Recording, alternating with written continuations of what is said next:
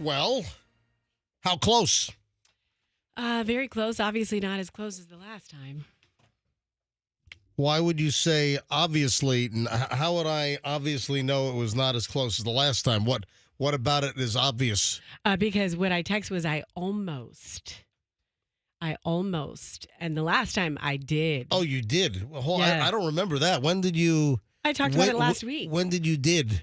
In 2016. Okay, so August of 2016. All right. So would you like to tell everyone? By the way, welcome, ladies and gentlemen. It is the MJ Morning Show here on a Tuesday morning. MJ and the crew, and Fester, Fester's wearing an AC/DC shirt. Cool. You guys are morons. You know that? Both of you guys. Fester's wearing an AC/DC right T-shirt now, this morning. JCPenney has a whole new selection of fat guy rock T-shirts. Are you serious? Yeah, you really. haven't noticed? I have, Nice. I have a Kiss shirt. I have an AC/DC shirt. and Wait, these are all from the JCPenney Fat Guy 80s Rocker collection? listen, first of all, I want to know exactly what's going on with Roxanne. I want to get back to that. But Yeah.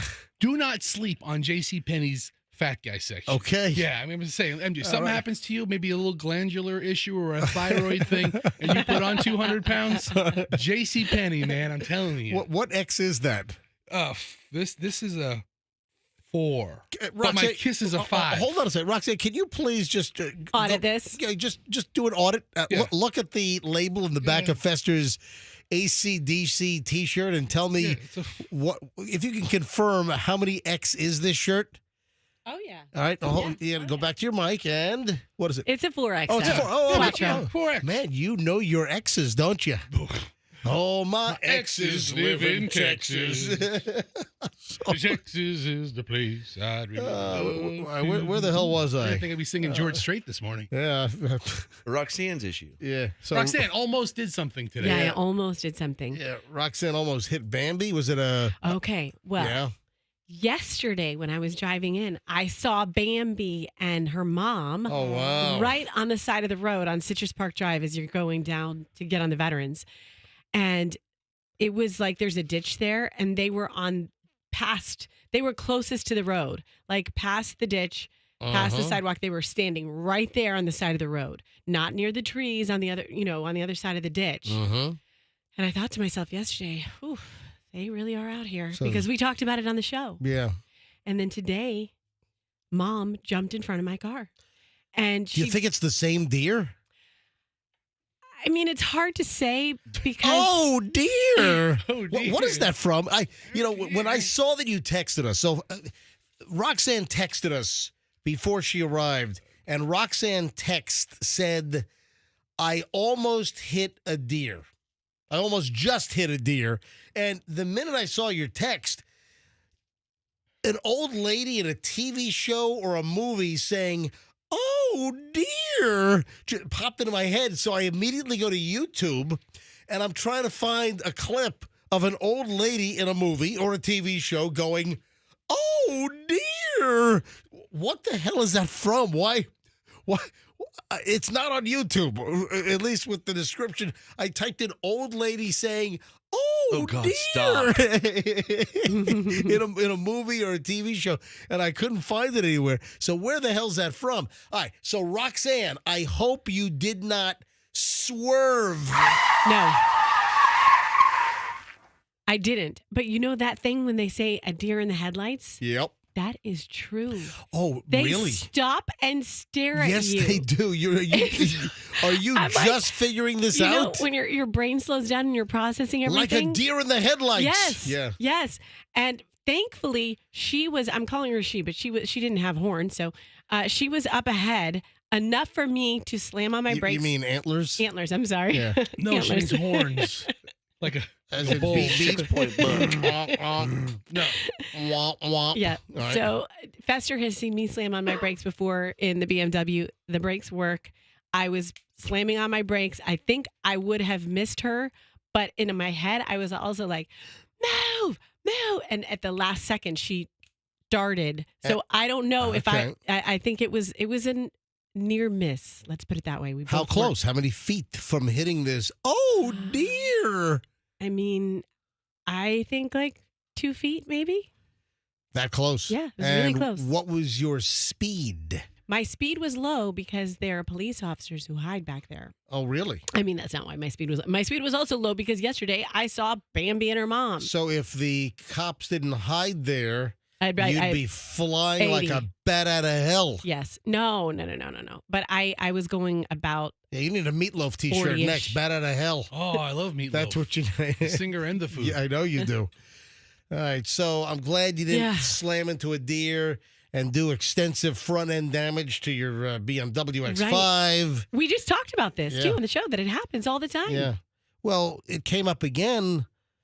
Was it last week or 2 Yes. weeks ago where I reiterated that more people get hurt swerving to avoid a deer than hitting the deer, and the consensus is you don't swerve because people go off the road, people flip and roll, they hit trees when they swerve to try to avoid the deer, and you're supposed to just hit the deer. Mm-hmm. You're in much better. I know that people don't want to hit Bambi, but you're in much better potential condition and shape if you hit the deer versus swerving and potentially losing control and hitting a tree, because I believe more people get injured trying to avoid the deer.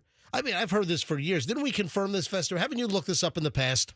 Yes, we did an investigation into the amount of people. who That's have- an investigation. Yes. More people get injured swerving to Swerving. avoid the deer than hit a tree. Than Hit it- hit exactly. Yeah. So, Roxanne, I'm glad you're okay. Thank I'm you. glad you. And I see that your husky voice has seemed to recede a bit. It's dehuskified Well, it's not totally There's a little bit still there. a little bit. Was yeah. was your husband into that yesterday when you Did got he home? like the husky voice? Yeah. No, he doesn't. Did he recognize the husky voice, or did we just recognize the husky voice on yesterday's show? He did not recognize the husky voice at all. Hey, Froggy, you're They quiet don't this morning. talk. What? Well, you guys are yentering it up. I can't get a word in edgewise. First of all, Froggy's wearing a lame T-shirt, and he did not hit a deer, almost. Yeah, So nothing really happened to me this morning. I drove in nice and easy. All right, I've got an update on my tax issue. The IRS still has not gotten my tax payment. Well, according to my bank account, because the money has not been taken out. And the tracking for my U.S. Postal Service priority mail from April 15th is still in freaking limbo. But I did speak to somebody yesterday. I spoke to an administrative assistant Ugh. at Ooh. Tampa, Maine, and they had me email them the tracking numbers. So I'll update that later on. Listen, I'm really, I'm a little nervous. You know, You should be. You can get busted for this. well, listen, my accountant says that I have documentation. I have the receipts of me getting my tax payments in on time. And penalties and interest should be waived because at this point, it's 2 weeks late. My tax payment and my estimated quarterly are 2 weeks late because the IRS has not cashed my checks. But I did what I was supposed to do, and the U.S. Postal Service or someone has let me down. All right, 6:09, just getting rolling. I'll update it later on here on the show. Busy Tuesday show. Don't move. Back in just a couple of minutes here. Let's grab some traffic with Pat. This is the MJ Morning Show on Q105. Keeping an eye on the traffic for this Tuesday. Areas like highway.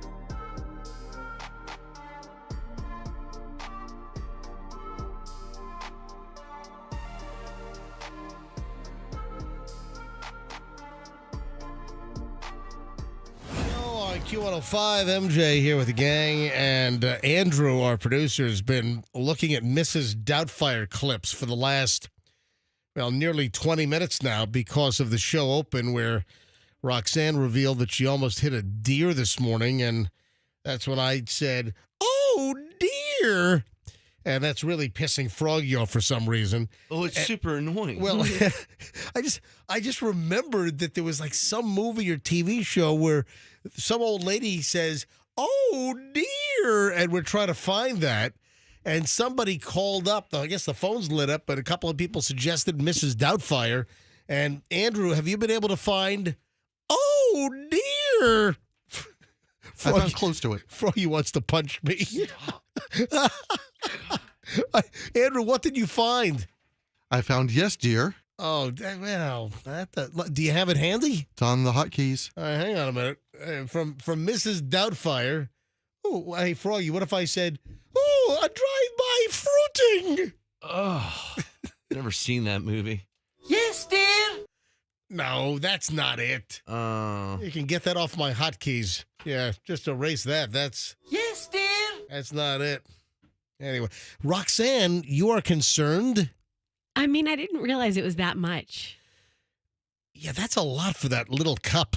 It is. Fester, I think we need to have an intervention. It's not that much. Yeah, it's a lot. It's not that much. Dude, it's as much cream as coffee. I mean, It's a 50% ratio. It's not. You people are delusional. It's a full 8 ounces of coffee with a respectable, maybe on the slightly higher, but not too much scale. Roxanne's still concerned Yeah. that Fester's got, 5 or 6 open cream cups over there? I didn't Yeah. know she was going to talk about Yeah. it. I threw them away, but I had 4. I had 5 total, 4 of which were open for a styrofoam cup. Yeah, Why- that's a lot of cream. How much sugar did you put in? I don't put sugar in it. Oh. I put Splenda in it. Oh, Splenda. Oh, yeah. Oh, you know, Why don't- yeah. Watching my weight, so Yeah. 0 calories. Yeah, you're watching your weight go up.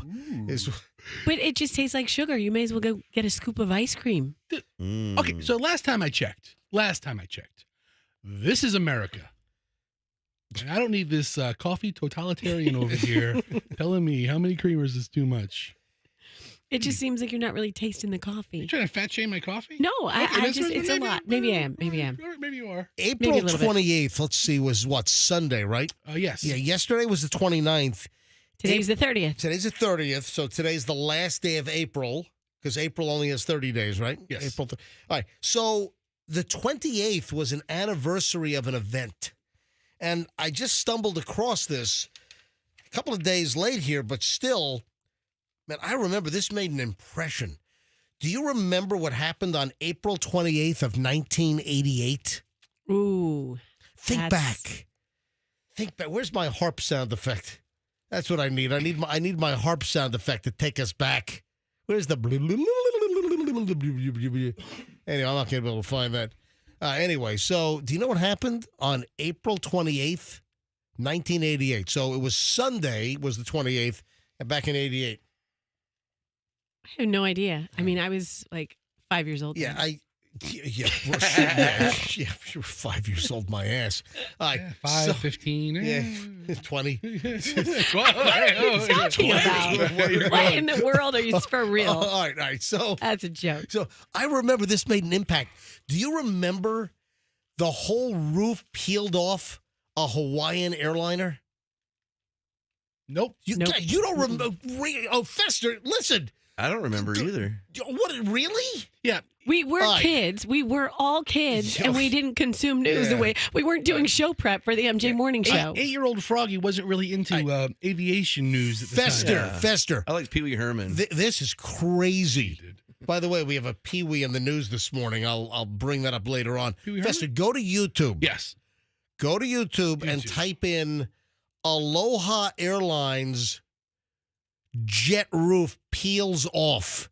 And this plane made a landing with a giant chunk of the roof of the airplane gone.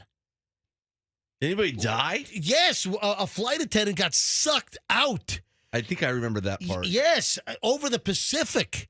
This is a crazy story. So Fester just found Aloha Airlines Flight 243. Listen. Years since part of the roof of Aloha Airlines Flight 243 blew off while the plane was in flight. Look. Today we heard from one of the pilots who helped land the plane at Kahului Airport. That's Maui. I think. I was flying the airplane. I was leveling off at 24,000 Oh, that's feet. Mimi Tompkins. And it felt like I'd been kicked in the chest.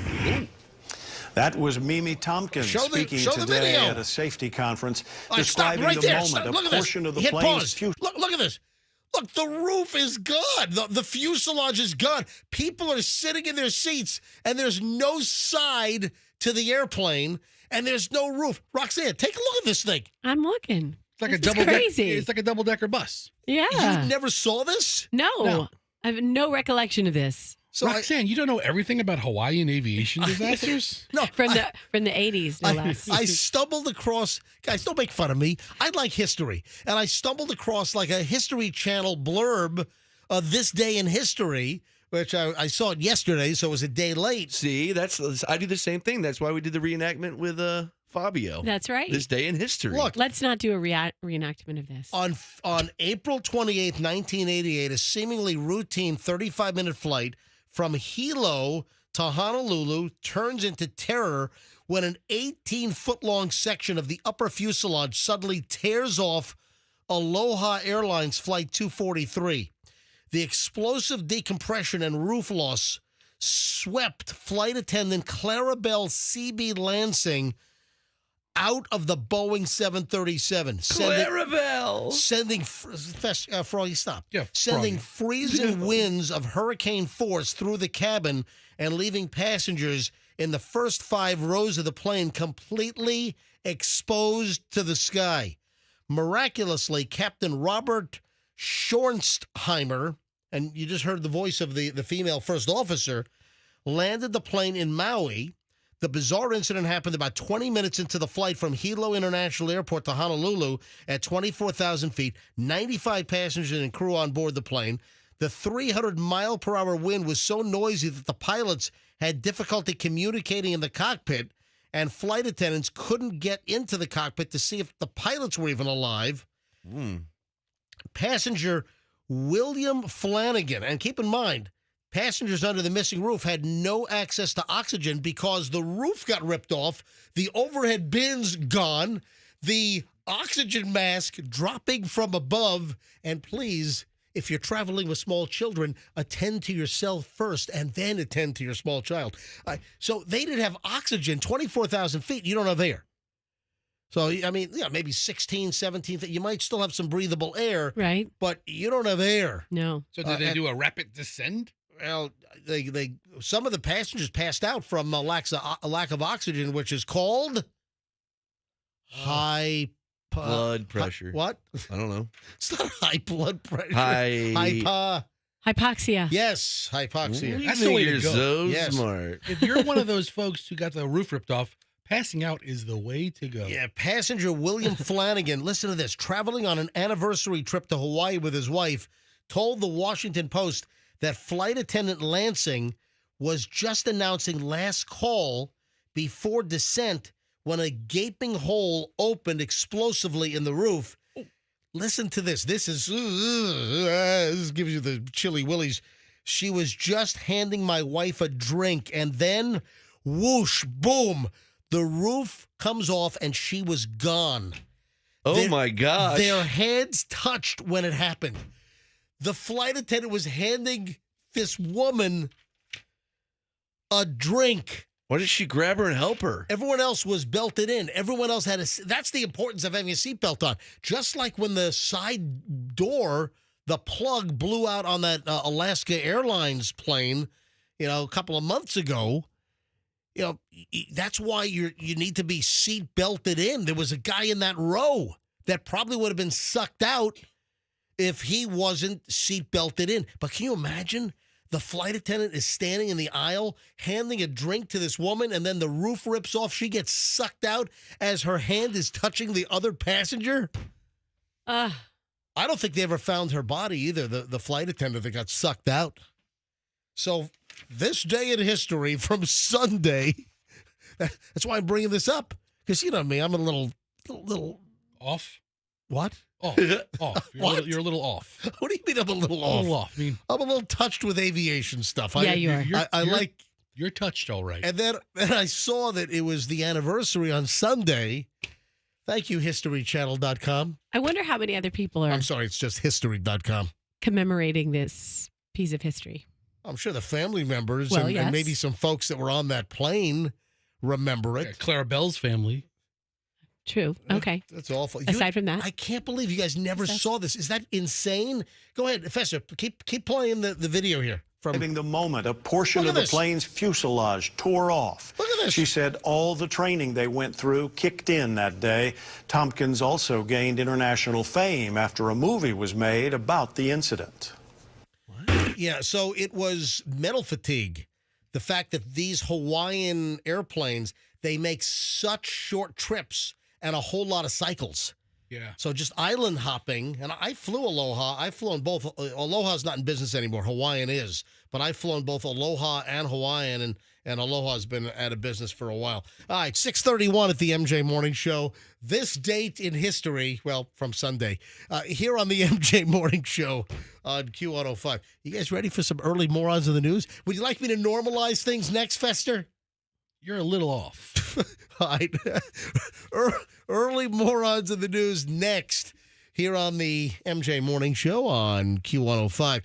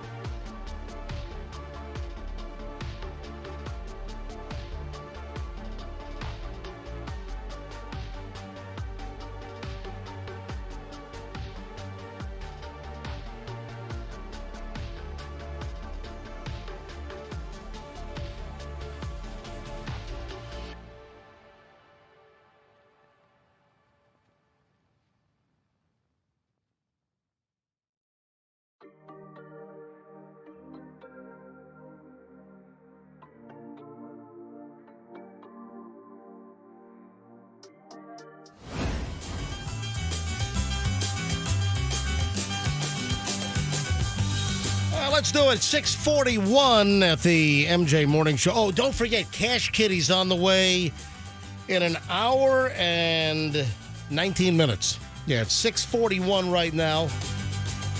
So an hour and 19 minutes at 8 o'clock exactly, the Cash Kitty is back here on Q105. So every morning we started at 8 o'clock, then right at the end of the show at 10 o'clock, and then 12 noon, 3, and 5 p.m. You're shot at $1,000 every single time with the Cash Kitty. So 8 o'clock, you listen for the word, and then you text the word in or you enter it on the app or the website. So stand by. $1,000 on the way in just over an hour here on the MJ Morning Show on Q105. You know, I hate when I had it in the pile yesterday, but we got so jammed up. You know, Meth Lab Tuesday just doesn't have this. Yes. No, not the same ring. It doesn't have the same impact, you know. Meth Lab Monday, it's always perfect when I've got a meth story And it's on a Monday because then it gives me the opportunity, to play the very special Bangles original I had them do for us. 6 o'clock already, I was just in the middle of a dream. I thought I heard MJ talk about crystal methamphetamine. I should have done it yesterday. It's just another meth lab Monday. It's Tuesday. Yeah. The crooks are on the run day. Had the damn story yesterday. The cops are gonna come day. Much better if I did it yesterday. It's gonna be a fun day. I suck! It's just another meth lab Monday.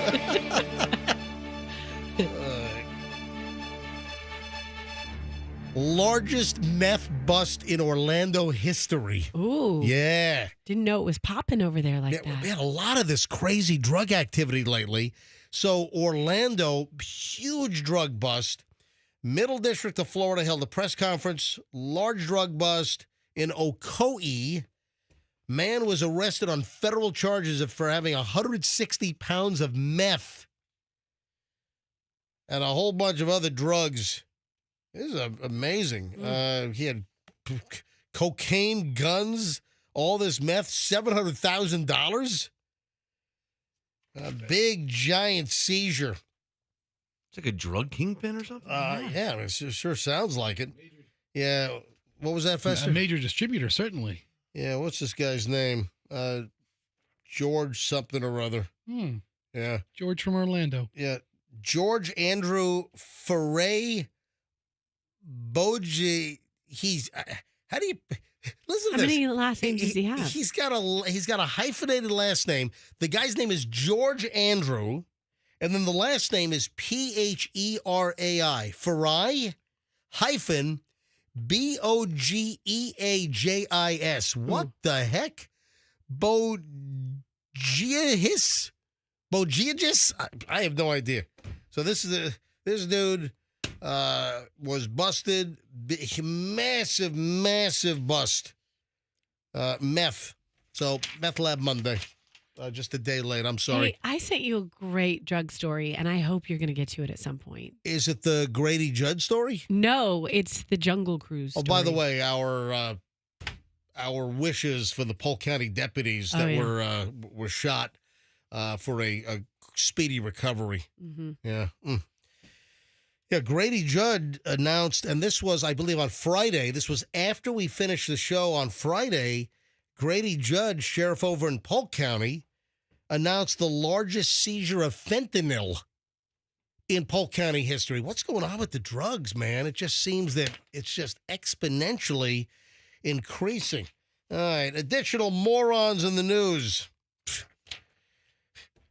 Don't break into grandma's house when she's watching the Taylor Swift Eras movie. That's the wrong time, yeah. She's a pistol-packing grandmama. Yeah, listen to this. Grandma shoots robber in the middle of her watching the Taylor Swift Eras flick. God, even grandmothers like her? I don't know, man. I love this song about love. Yes. It reminds me of back WW1. Exactly. WW1. Yes. And it was a lost love. Or, you know what? We had a bad breakup, and I just love that song. We're never, ever, ever getting back together.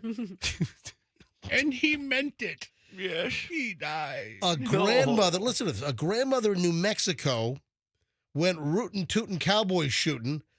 An intruder broke into her home in the middle of her watching Taylor Swift's Eras movie. Anissa Tinnan was watching the movie version of Taylor's tour with her granddaughter when they were having a good time. They were singing and dancing.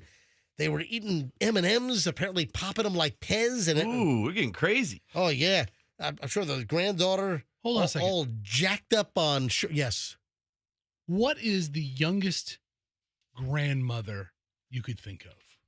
The youngest grandmother I can think of? Think about how science works and how names and titles of family well- members work. You mean yeah. like how old they would be, or a grandma he actually knows? No. Well, I don't know, because this Anissa Tinnan is 45. Holy crap. And her granddaughter is of an age where she would appreciate and watch a concert. So I'm reading the TMZ story. The TMZ story does not have the age of the grandma. Fester is on a different story on a different news site, and that reveals that grandma's 45. I think 42 would be about as low as you could go. I mean, we're talking about WWII But she here. doesn't sound like this. No. She's Froggy's age. Yeah. Well, also, Uh-huh. when I think about it, Anissa is not really an old lady's name. Good point. That's kind of now that you mention this. So grandma, wow, TMZ let me down on the facts. TMZ did not deliver the age of grandma. I was thinking grandma. Oh my God, there's a picture of her, and she's gorgeous. Oh my God, grandma looks like she's 29 years old. Yeah. That's Anissa? Anissa Tinin, 45. I'll be the And her granddaughter is a 4-year-old granddaughter. So I'm just saying. That means that Anissa's daughter, she was bopping guys when she was 12 or 13 or something. No, maybe not that math. Oh but, my you God, know, that's pretty nauseating. I mean, All right, 45. No, it's that makes sense. As I'm doing the math in my head, I have a best friend from middle school, and she and I got pregnant at the same time that she became a grandma. In middle school? You got pregnant in middle school? Listen, What the? MJ, Really? No, MJ, if you Oh my God, Roxanne. if you give birth at No. 20 and then Yes. your child gives birth at 20, Which is what happens. and you're 40 and you're a grandmother, Yeah, but yes, it's yeah, just yeah. 45 just kind of jumped out. I'm like, whoa, hey, I guess it runs in the family. she's got So, a lot but of trophies on that shelf.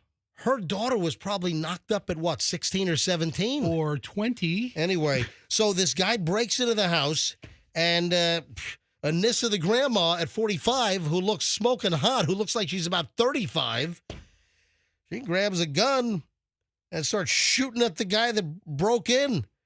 The guy named Joseph Rivera came charging through the front door. Turns out he also stole a car. Cops were after him, bust into the house to try to hide. She, grabs her gun.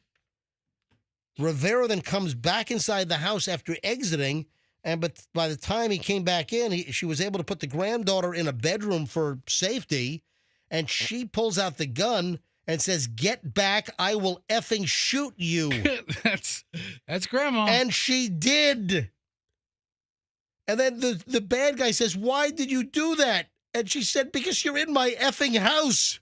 She's right. That's Anissa, the grandma, at 45. Wow. And then Andrew just took a call. He wants me to grab line, 4? Apparently, youngest grandma call. Okay. All right. Pat in Largo. Pat, you're on the MJ Morning Show. Hello. Hello there. Yes, I'm a retired OB nurse. I was working in California, and we had a child. I've had multiple children give birth. Oh, geez. This one was 12 years old. 12 years old, had twins. What, a 12-year-old had twins? Okay, all right. What the? Yeah. Her mother was proud of her. She was 13 when she had her. She was 25-year-old A grandmother. 25-year-old grandma. There you go. Oh, Wow. my God. A 25-year-old grandma. That is insane. A 25-year-old grandma with 2 grandbabies. That is crazy, Eddie. Insane. All right, Pat, the former OB-GYN nurse. Thank you. I appreciate it. Oh, you're quite welcome, sir. Have a nice day. That's wow. Mm-hmm. That's nuts. That's a super crazy outlier story. Early morons in the news on the MJ Morning Show. Froggy, Damn. I was chastising you late in the show yesterday for dropping the ball, and then I dropped the ball by not coming back from the break and chastising you for dropping the ball. What did I drop the ball on? I already forgot about the ball that I dropped. We're gonna pick up the ball when we get back in a minute, and you missed the boat. I mean, this was perfect for you. What did Froggy drop the ball on? Not one thing, but 2 things. Oh, that's right. You Yes. were going to talk about that. And so you dropped the ball. Yeah, I just said that. Yeah. I just said that. Hello? Oh. Are you listening to 104.7 FM in those headphones? Wait, so to get this So straight, much ball MJ, talk. you're the one that dropped the ball. So, Oh. I was yelling at Froggy for dropping the ball, and I said, hey, when we get back from the break, I'm going to tell Froggy how he dropped the ball. And then I dropped the ball, and I forgot to do it. All right, so I'm going to pick this up next. Froggy, you're gonna pick right up with it like it never even happened, okay? Okay. All right, hang on. We'll explain next on the MJ Morning Show here on Q105. The Kemp Law Group is...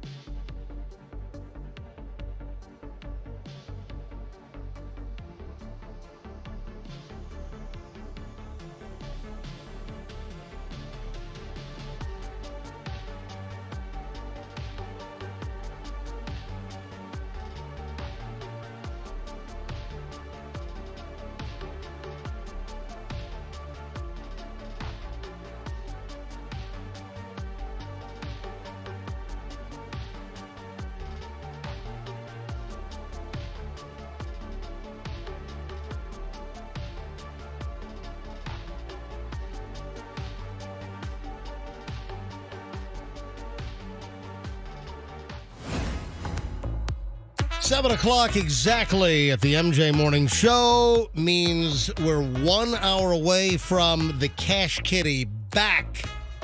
And you're shot at $1,000. So the first attempt for you to win $1,000. Words are infectious ditty. Yeah. Now, every time I hear the word ditty, I immediately go to P. Diddy. Especially infections. Yeah. Yes. You know, speaking of P. Diddy, when do you think there's going to be some movement on that? Because we had the simultaneous federal raids. The feds raided Diddy's, Sean Combs' Miami joint, and they also raided his California place at the same time. So there was no heads up, you know, well, it's 3 hours earlier. We'll raid the California house a little later because, you know, they didn't want Miami to quickly call California. Hey, so it was a simultaneous raid, and we haven't heard anything new yet. So clearly the feds acted on what would obviously be actionable information. So you would think with such a high-profile raid that they must have some goods on Sean Combs. The latest I've seen in the news is that yesterday there was a story that came out that Sean Combs filed a motion to dismiss revenge porn, human trafficking claims. Well, when will the feds charge? Will they charge? What does the DOJ have up their sleeves? How long before we hear, you know, because this is a big story. There'll be a presser. There'll be like a big press conference, probably the Department of Justice in Miami or in Los Angeles, if something's coming down the pike. We'll see. All right, 7:02 at the MJ Morning Show. And Froggy drops the ball, and then I drop the ball while trying to chastise Froggy for dropping the ball. This happened late in the show. And folks, I would highly encourage you, if you like what you hear when you listen, imagine what you're missing every day. So try to listen during the whole show. You get to work, keep listening. Tune a conventional radio to 104.7 FM, Q105. Or listen on your phone. We're on all the major apps. You just search for Q105 Tampa Bay, and you can listen to us on your phone or on your computer. Get to work, desktop, laptop. Just go to mjmorningshow.com, and then the upper right-hand corner, there's this big Rudolph the Red-Nosed Reindeer-looking button that says Listen Live. Go to mjmorningshow.com, click on Listen Live, upper right-hand corner, and we start playing out of your computer speakers so you can keep listening to us. All right, so I think it was like 9:20 yesterday. This is like the final hour of the show. I'm like, Froggy, you dropped the ball. And a listener made me aware of this. What happened? A listener pointed this out, that Froggy dropped the ball on two things that Froggy loves to do. What? And then I said, Froggy, I'm going to let you know what you dropped the ball on the minute we get back from the break. And that was like at 9:20. 9:30, we come back, and I go into other things, and I completely forgot to chastise Froggy. What an idiot. So I will do it now. Oh, great. Can we guess? Do you have any idea? Was it he failed to insert a wiener joke somewhere? I never fail to do that. What are you talking about? Yeah, you need to back off of that, man. All right. Do I? No. Yes. No, it's funny. Okay. Oh, All right. coming from Roxanne. Look at that. Celebrity birthdays. Dude, you missed two. You missed two celebrity birthdays of celebrities that you love to imitate. Really? Can we get the Beatles, You Say It's Your Birthday while we go through the birthdays of the day? No, let's. You say it's your birthday. Yeah, do. Hey, it's the birthdays of the Yeah, we don't do the old. Come on, let's do it. That's what it sounds like when you say that. It sounds like Froggy's responsible for birthday celebration. Hey. Hoopla. We don't do the old Q-Zoo. No way, we're going to do it. Birthday list here. Da-na-na-na-na. MJ Morning Show. That's right. Yeah, we don't do the birthday list, but on April 21st, this is over a week ago, Froggy, you missed the 73rd birthday of Tony Danza. Hey, I'm 73. Oh, hey, what would Mona say? I'm her age now. I'm going to go in those pants. What? Mona, I'm going to make her Mona. All right, that's creepy, man. Hey, Tony Danza. Just stop it. I forgot I even barely did a Tony Danza. Yeah, so He's getting frisky in his old age. Tony Danza's birthday was April 21st. And you know what we did? We had an extravaganza of a party. An extravaganza? That's right. So- Me and Mona. You missed Tony Danza's birthday and your opportunity to do your lousy impression. And lousy. Hey. And then, listen back to up. this. You remind me of Jonathan. You know that? Listen. I never watched that show. All right, listen. Then, if missing Tony Danza's birthday wasn't bad enough, Who do I show a birthday Oh, boy, this is a good one. on April 25th, April 25 days ago. Who? What are you laughing at, Festy? Roxanne's your hype man. Yeah, I You're am. like- I'm excited about it. You know I love birthdays. You're like, this is another one. Oh, this is a good one. I'm going to, guess what? You know what? I'm going to have Roxanne. Wear a clock? Nope. man?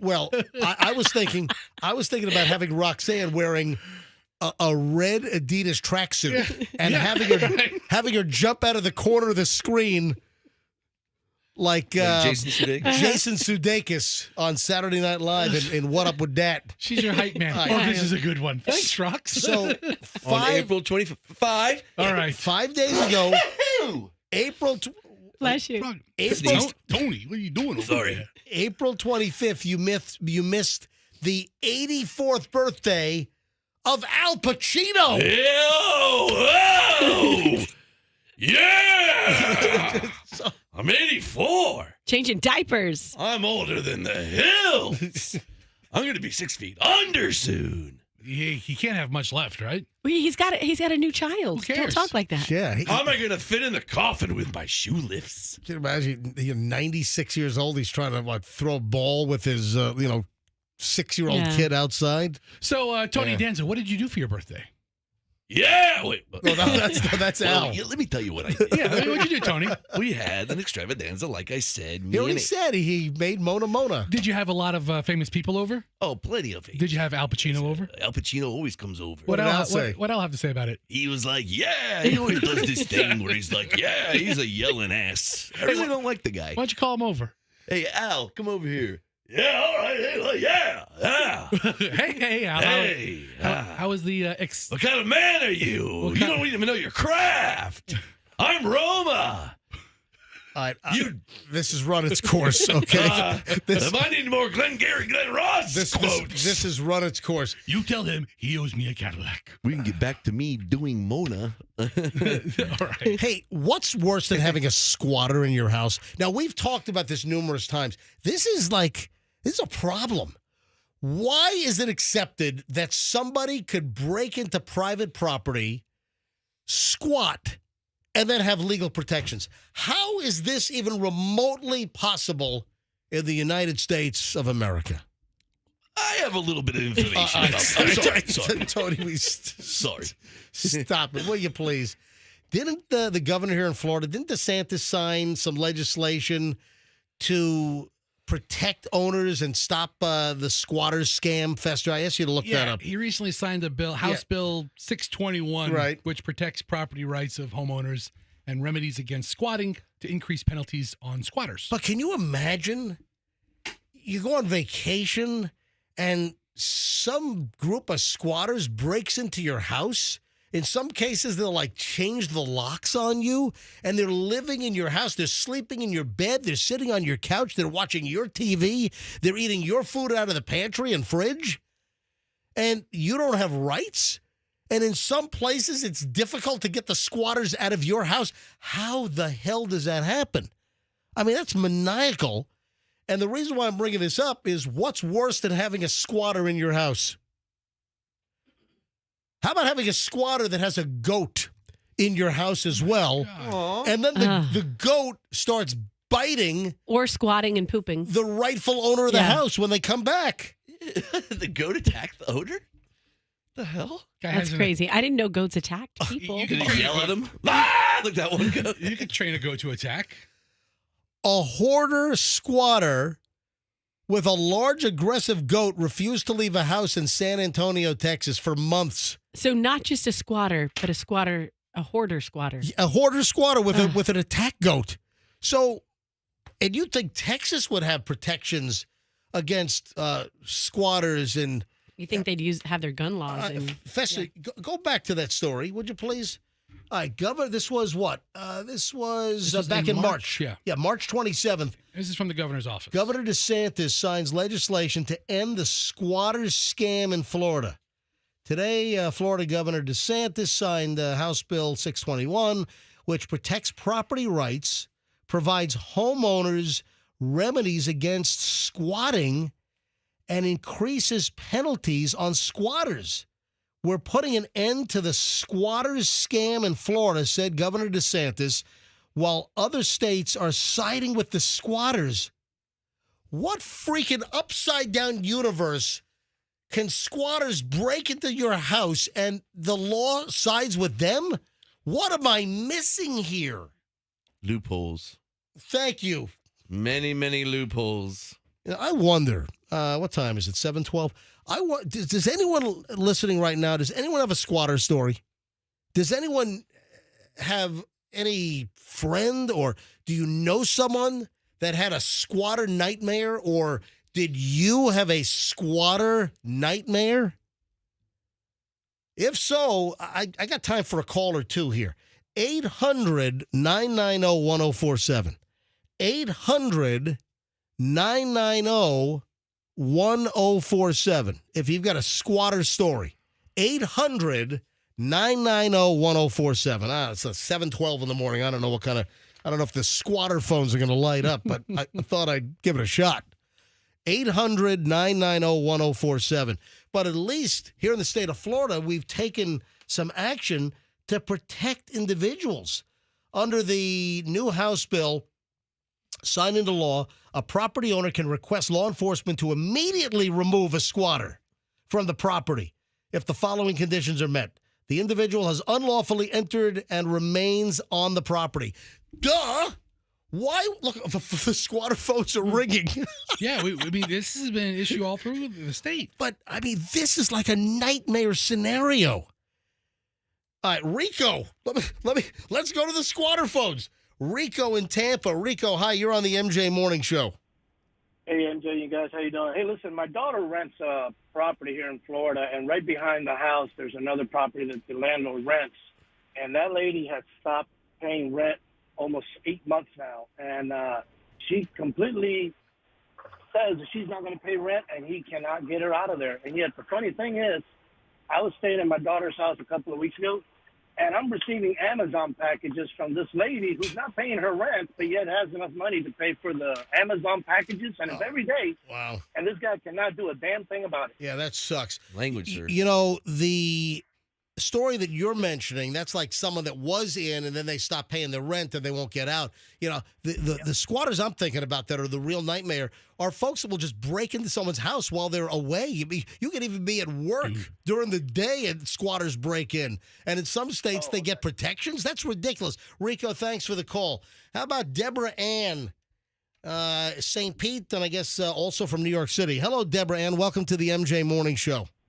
Hi, how are you guys? What happened? So they didn't break into my house. What really happened was one of the people was working with me, and I allowed them to come in. They had two people other than them come in. They turned on sorry, trying to get my breath. I was just outside. They turned on the internet, and they put on the TV, the cable.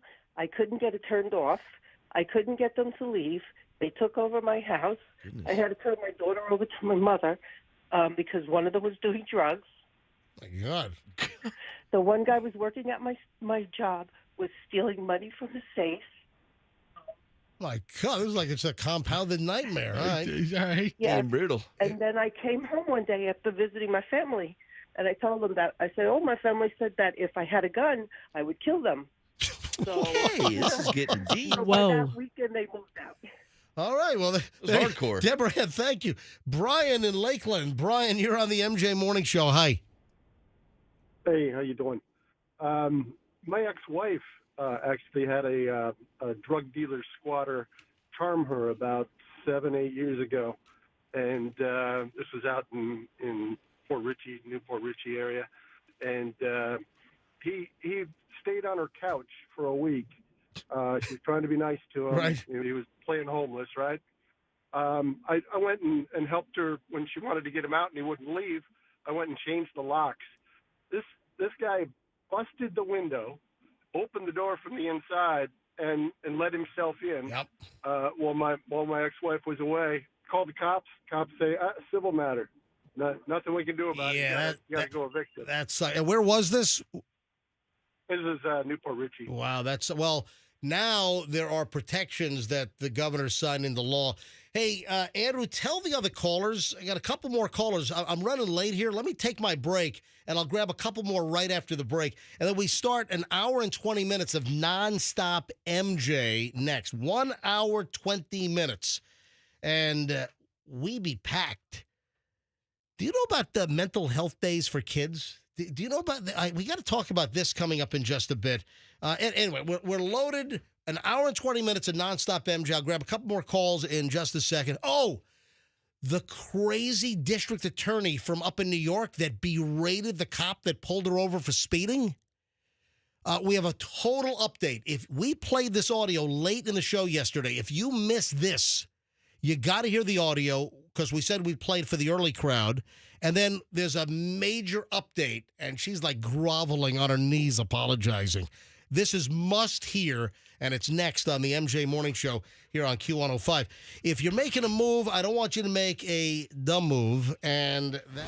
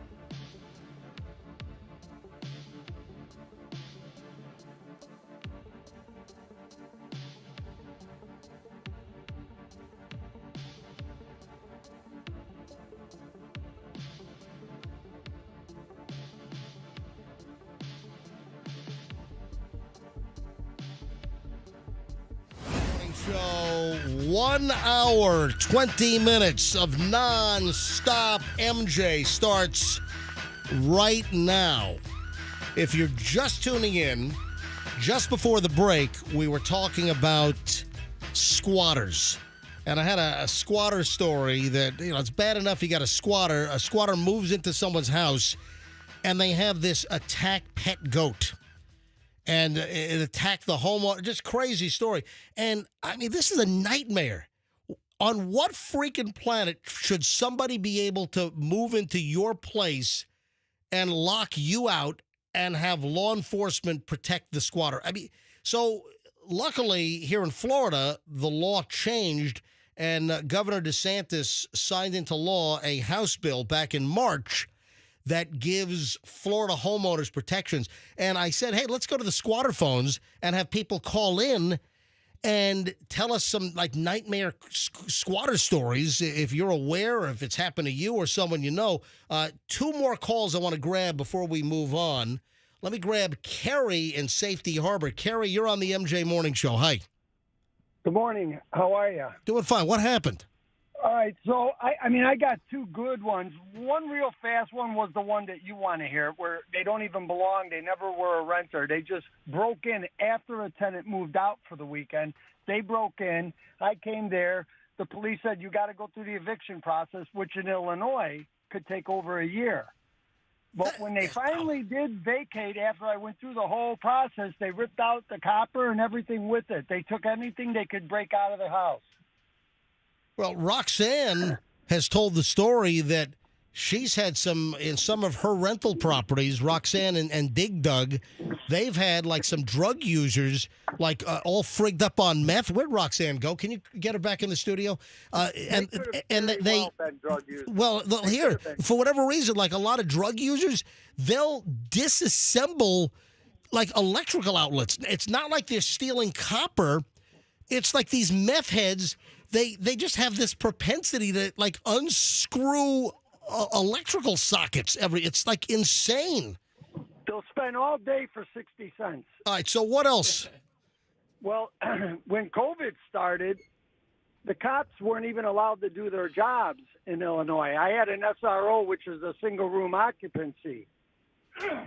And what they did was they all stopped paying rent. So these were renters, but they stopped paying rent. Yep. And a year and a half later, I had a whole 30 units, nobody paying rent, that the city finally came in and removed everybody so we could board the building up after they tore the whole building apart. Oh, my. And it was taken over by drug users. Drug dealers took over the building, and it was like New Jack City. I love that movie. I know, it's good. All right, thanks, Carrie. Have a great day.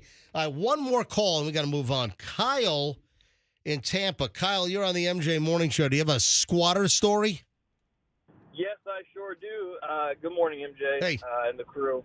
Hi. So this was in Sacramento before I moved out here about 2 years ago, and it was my first ever property that I ever bought.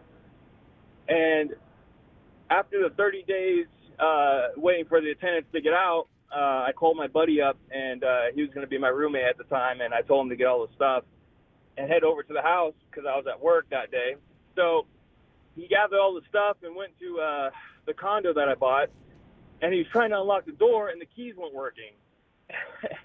And so he's like, this is weird. So he called me and said, hey, the keys aren't working. I'm like, well, that's weird. Is anybody there? He goes, let me try. So he knocks on the door. This lady opens up and goes, hello? And while he's holding a couch with his other buddy, and he's like, you don't live here. And they got in the whole argument, and my buddy called me and said, hey, you got somebody living in here. I'm like, oh, my gosh. You know, and I'm like 20 years old at the time, and I'm like super afraid of this situation. And so I called the cops. I get off work early. I go there, and the cops were telling me, yeah, there's nothing we can really do. You might have to go to the court about this. And I was like, well, I have all my paperwork that I just bought the place, and luckily enough, I had a copy somehow in my closing papers of an eviction notice that she signed. So they're like, well, this is kind of all the documentation we need.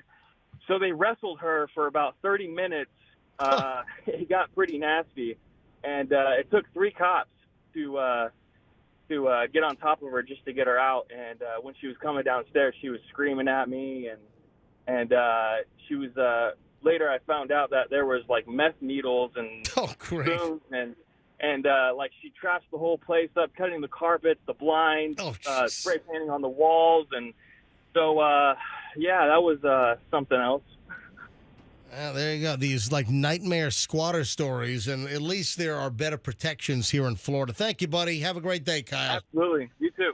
All right, 7:30 at the MJ Morning Show. Cash Kitty back in half an hour. 30 minutes from right now, 8 o'clock, we'll give you the new Cash Kitty keyword, and you text that word in or you enter it on our app or website, and you could win $1,000 in 30 minutes. The first one at 8 o'clock, then we'll do it at 10, 12 noon, 3, and 5 p.m. all today and every day. The Cash Kitty here on the MJ Morning Show. I have an update on my tax situation. Well, I made a little progress. If you were listening yesterday, I noticed that 2 checks that I wrote to the IRS on April 15th never cleared.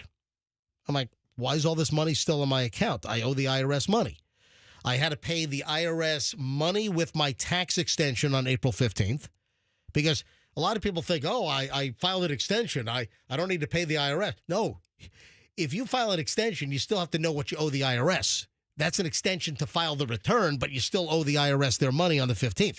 So I send the IRS their money, and then I had an estimated quarterly payment due as well. So I sent 2 different checks in 2 different priority mail envelopes.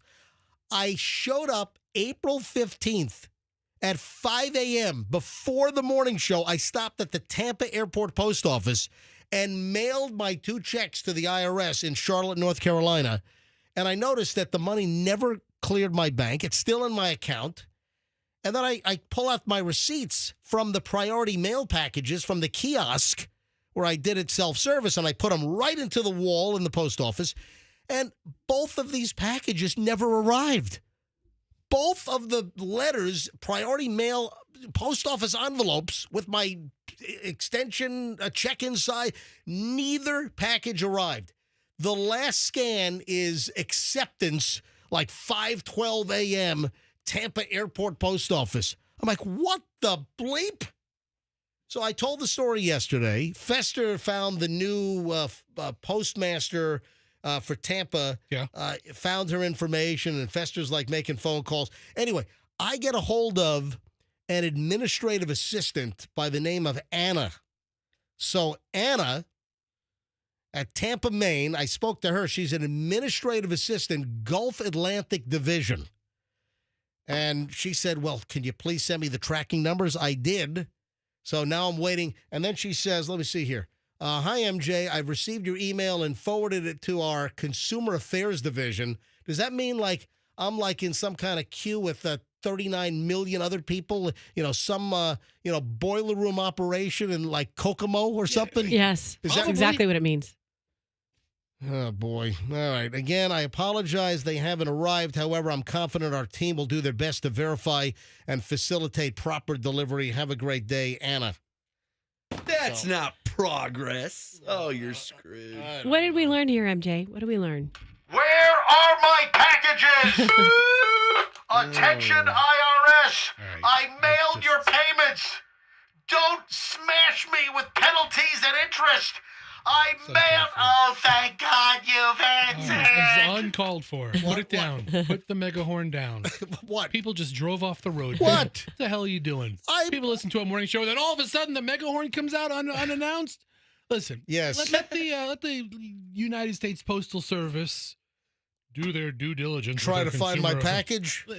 MJ. I can't find my package. What happened was it fell into the little space between the bins and the wall, and when they remodel the post office in like 40 years. Yeah, in 2067. Yeah. They're going to find, it's like that letter that fell behind a machine, in Kansas City, and they find it from 72 years later.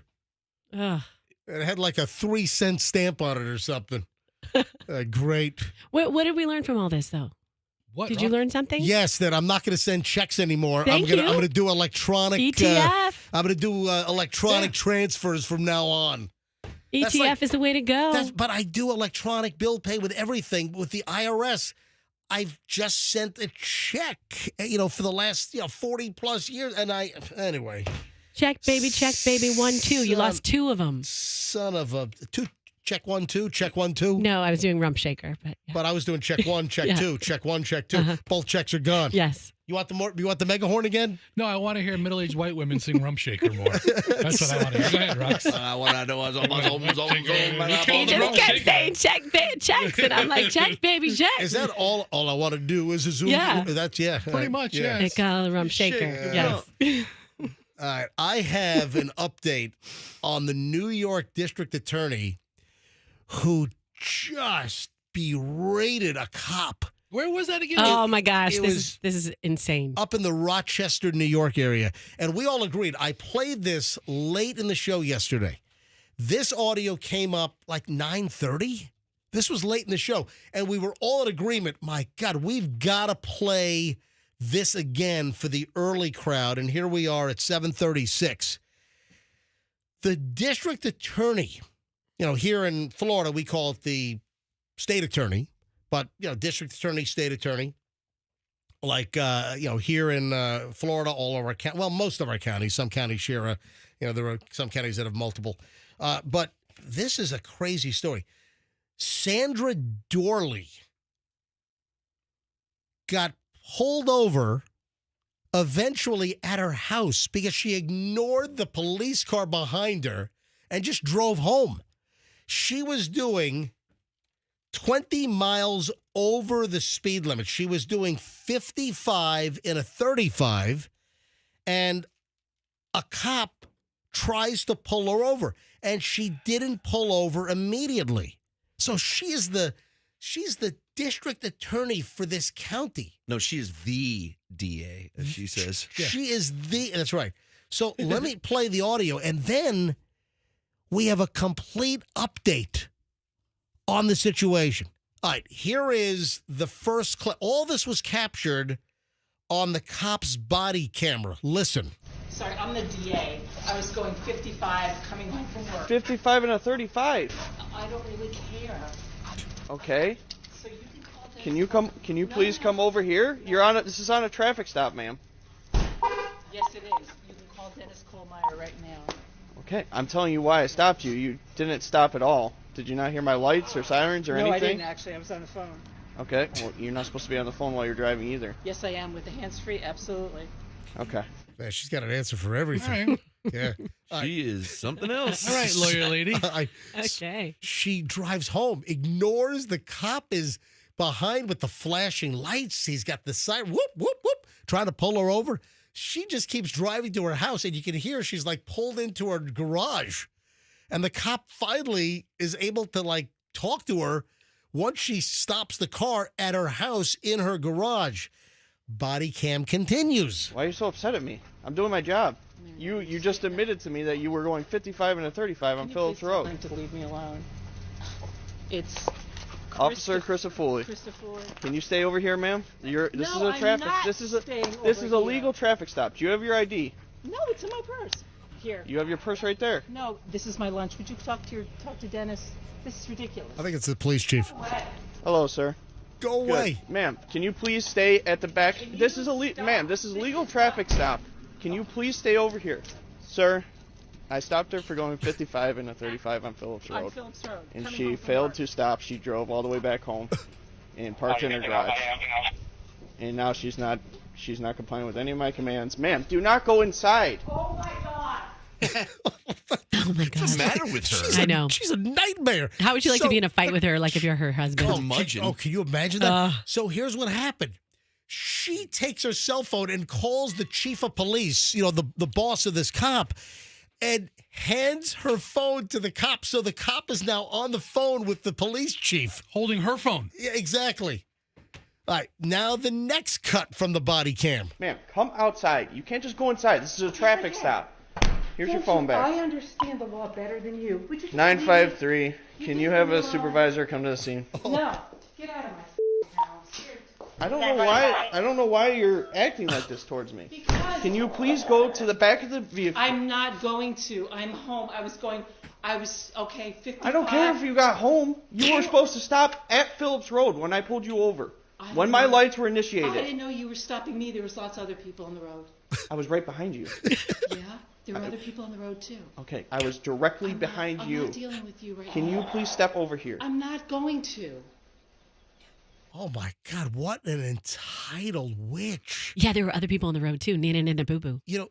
These stories don't end well when you're in a position of authority and you have power, like being the DA.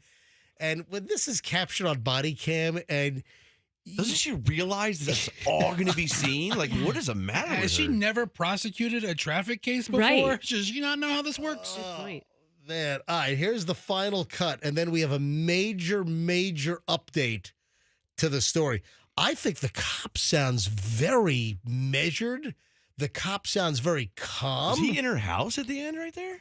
In the garage, at least. I don't know. I think she goes, get out of my house. Just get out of here. You hear that? Yeah. In that clip, it's like, get out. Let me play that one more time. Ma'am, come outside. You can't just go inside. This is a traffic stop.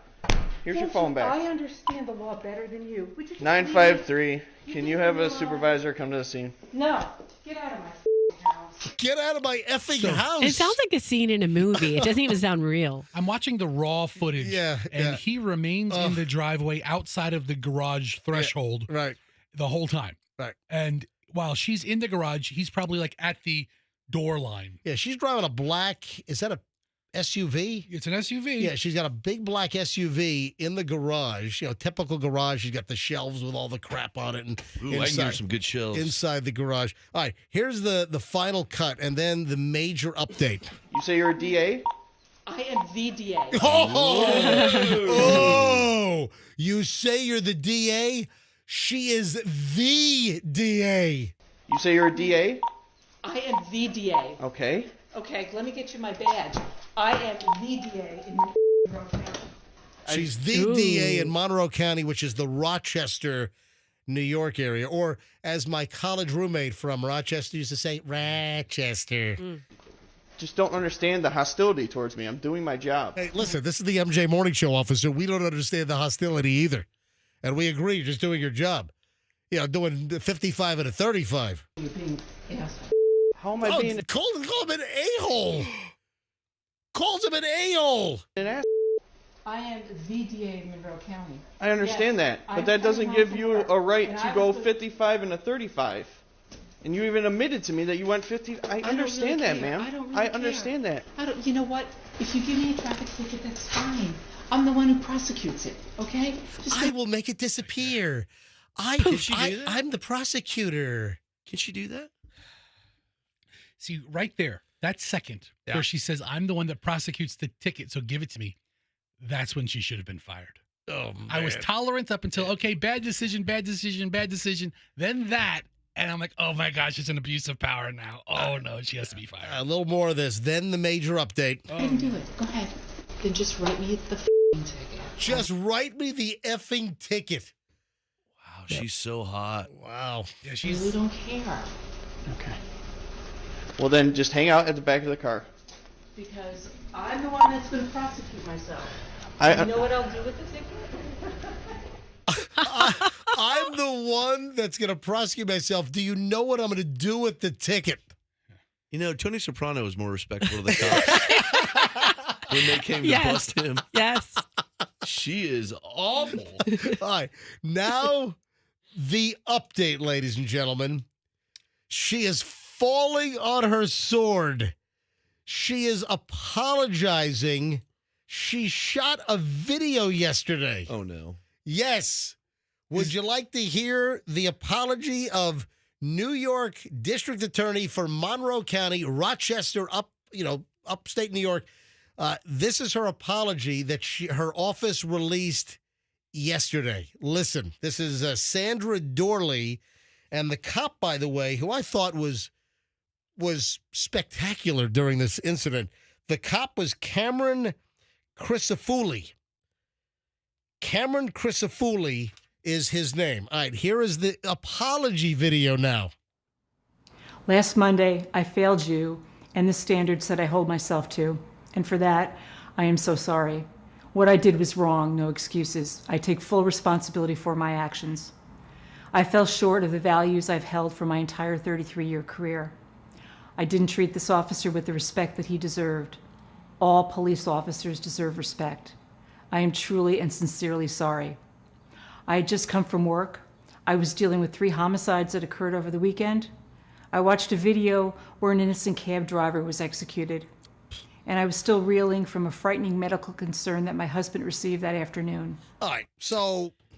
Wow, she's riddled with excuses. Yeah, I know. I think it's just better to stick with just one thing that bothers you. But I had a really bad cramp in my knee that day. Yeah. Hold on. How about you don't offer up a whole menu of reasons and you just flat out apologize that my behavior was awful, it was inappropriate. You know, another thing too is she said, "Oh, I just watched a video where a cab driver was executed." And it's I like, do that every day. Well, that's Froggy's Tuesday on YouTube. Yeah, that's your morning routine. But and guess who's going to help that cab driver, even though he died? Police officers, law enforcement. So, if she doesn't offer the excuses and just an apology, well, then why? You can't just give an apology. You have to give an apology, then you have to give an excuse. If you're going to make an apology video, you just can't say, I'm sorry, it was a total bonehead move. I apologize. That's it. That's it. I say, no, that's it. Because then the world says, well, what was going on? Then it's a follow-up question. She's trying to answer all the questions. The world just doesn't care at that point. Yeah, it's an excuse. There's more. Excuse. All right, there's more. Then she starts laying out what she's going to do. I just think she didn't need to muddle up the whole deal with all kinds of excuses. My husband has a medical diagnosis. I got the cab driver. I got, So here it is. Here's the rest of it. But we all had bad days and stress, and it was wrong for me to take it out on an officer who was simply doing his job. Yeah. While I previously apologized to him, I will say it again. I'm sorry. Police already have a tough job, and that day I made this officer's job harder. Mm-hmm. To the community, I owe you full transparency. All right, so now she's getting kind of back on track. Yeah, I agree. So she's getting away from the, woe is me, 'cause you had a bad day. Yeah. All right. So now she's getting away from that, and now she's starting to lay out what she should have just done exclusively. Here's what I'm doing to hold myself accountable. First, I already pled guilty to the speeding ticket, and I will willingly pay the fine. Next, I'm referring the entire matter to a district attorney from another county for review and will fully cooperate with that investigation. I think she needs to be caned. Singapore style. Yeah. Well, you can tell what she thinks of the. Like she's Law changed. enforcement. Like all of a sudden she's just like sorry. She's Right. obviously. Listen, if you capture somebody at their worst, most stressed out moment, that's not a reflection of who they are. All right, but did Why we? are you? Hang Listen, on. is it two sides? to this? Hold on. matter with you? Did we see the real woman and now this is the phonied up apologetic mode? That's the question. This is the lawyer side. All right, That went on for a long time, that interaction. here we go. 30 more seconds. I'm going to self-report this incident to the grievance committee. The grievance committee. Yes. It's like Festivus. Grievance committee. Hello. It's- Yes. Oh, district attorney in New York. Gonna Yes. air her grievances to the Festivus poll to George Costanza's dad. I hear. And I will cooperate with their investigation. Finally, if one of my assistant district attorneys had acted this way, I would have disciplined them. So I'm disciplining myself. Well, I would have fired them. Just like Yeah. how So I what- can what- make my tickets go away. Yep, exactly. Fire yourself. I still think that's a low key admission or acknowledgement that she's in charge. Yeah. Why didn't she say I resign? Yeah, well, listen, that I think would have been acceptable here. That's what should have happened. Yeah. I will take ethics training to remind myself that professionalism matters. I will take ethics Oh, good. training. Community college. You know what? I need Froggy and Fester to take ethics I training. need you to I take took ethics ethics. training. Yeah, why don't all three of us sign up? You're going to be the house I've mouse been in that humbled class. by my own stupidity, and I am fully to blame. I will make this right. I ask for your forgiveness. She said she's responsible for her own stupidity. Please, I ask for your forgiveness. Please, I'm on my knees. I'm begging. And Does she cry? That's That's the end of- that was okay. it. She doesn't cry. Yeah. She's stone cold. You know, whenever people have PR issues. By the like- way, the video, Yeah. she had an ISIS flag behind her, and there was an AK-47 propped up as well. Yeah. I'm sorry, what were you saying? Whenever I do PR consulting and help people get through things like this, remember, Pastor? It's the 3 H's: humility, honesty, and humor. Now, she's not ready for the humor stage. It's not funny right now, but she did okay with her honesty and her humility. But I don't like it when people just read it like a statement. Okay. I like it when someone has a conversation Okay. and pretends like they're talking to one person. Okay. It sounds more sincere. Okay. Okay. Should we go to the MJ Morning Show jackwagon jury on this? And then maybe we'll open up the phones and ask our listeners. Ask them if this is a good apology. Fester, thoughts? Yeah. I don't know that we need to take 10 calls on how we feel about a district attorney in New York, but she's she probably should step down. She needs to leave this job. Yeah. So, Fester, that is your ruling? You know, Roxanne, do you accept her apology? Should she live another day as the DA up in Rochester? We need a leave of absence. Yeah. Maybe a nice yes, 30 leave or of 90 day absence. leave of absence. Yep. Yeah. Maybe not leave the job. I've seen people with pretty high profile jobs have one incident and they lose that job. I was waiting for her Yeah, to that's say true. that she's an alcoholic and she's going into rehab. Yeah, that's usually Yeah. the route they go, Yeah. right? All right, Froggy, what's your ruling on this? I say, kill her! Game of Thrones style. Like the end of William Wallace's Braveheart.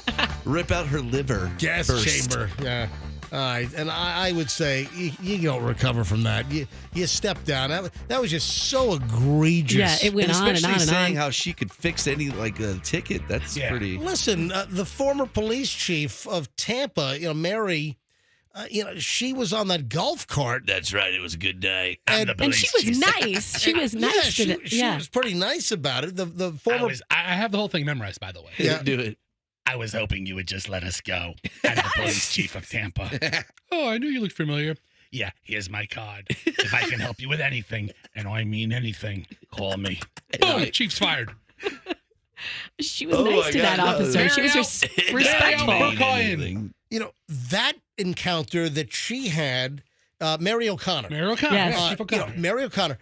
I mean, that encounter was like nothing. Was like a Boy Scout meeting compared to what the DA up in New York did. Get out of my house. Yes. The chief wasn't disrespectful to that No, officer. not at He just all. kind of asked maybe a little bit of professional courtesy, which might have, you probably shouldn't have to do anymore. But I was just hoping you'd let us go. Well, Let you go to the unemployment line. So, Fessy, you don't want to take calls on this? The phones are already ringing. Lester never wants to You do know what you want to do. I'll grab a couple of calls. I stand corrected. Take 50. I'm not going to take 50 calls. Oh, yeah, people, oh, yeah, she was wrong. Oh, no, we should show some compassion. She was right, actually. You know what? I would love to hear from cops. If you're a police officer, if you're currently on the job or if you're retired, I'd love to hear from police on how that DA treated the police. All right, 800, couple of calls. I've got a lot to do here. What are you snickering I want to at? hear from cops on how bad she treated the cops. He's making fun of you, dude. That Miller was making fun of you. All right, let's go. 800-990-1047. 800-990-1047.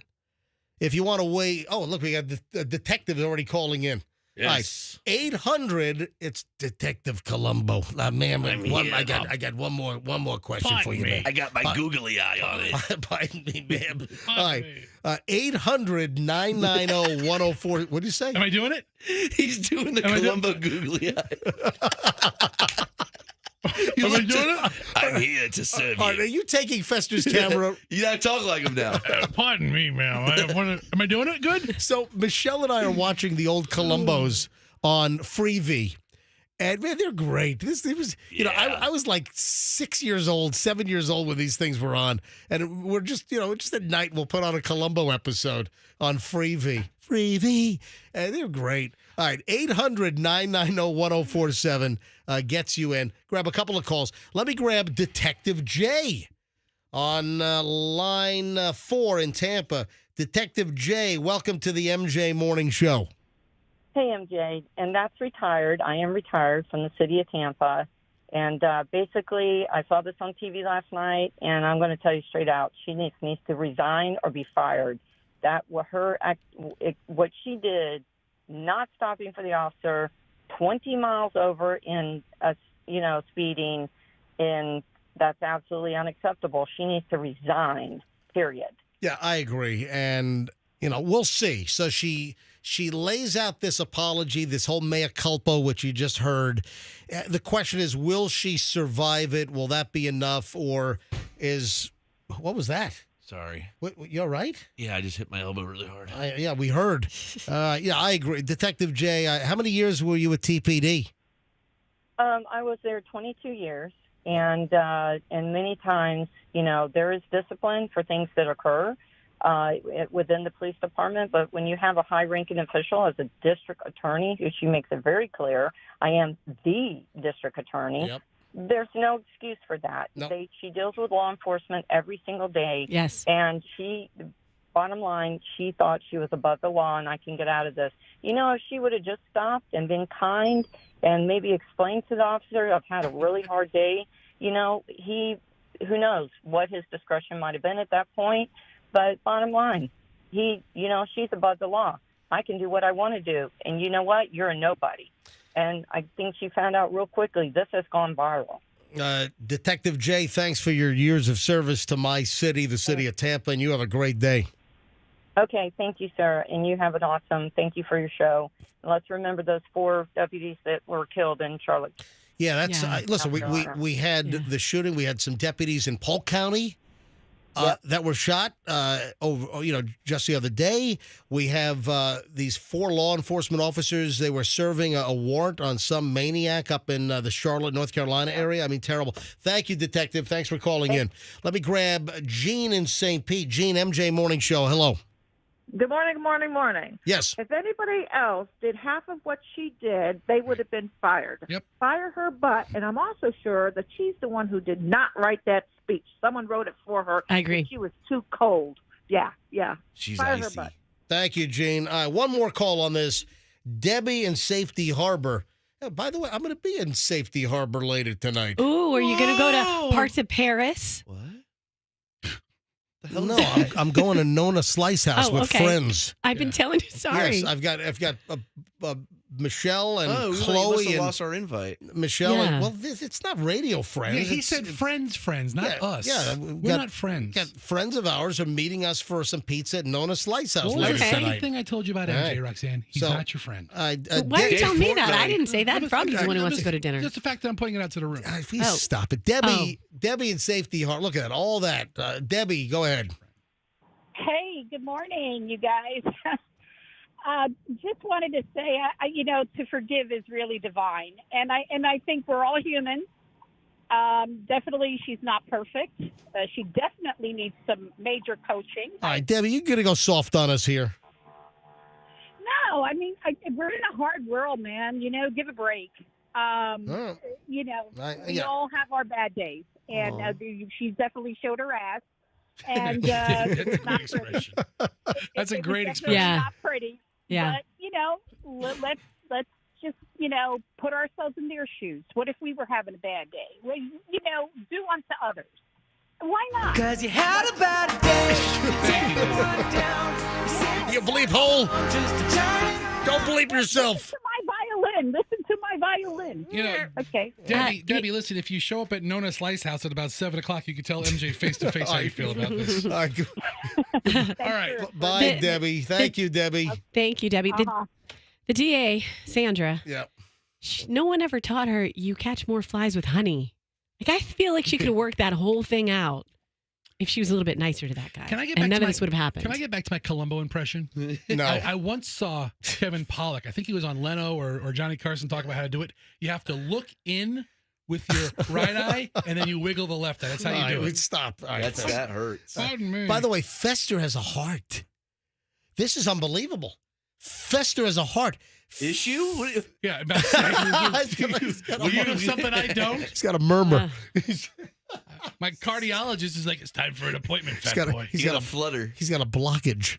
All right, no.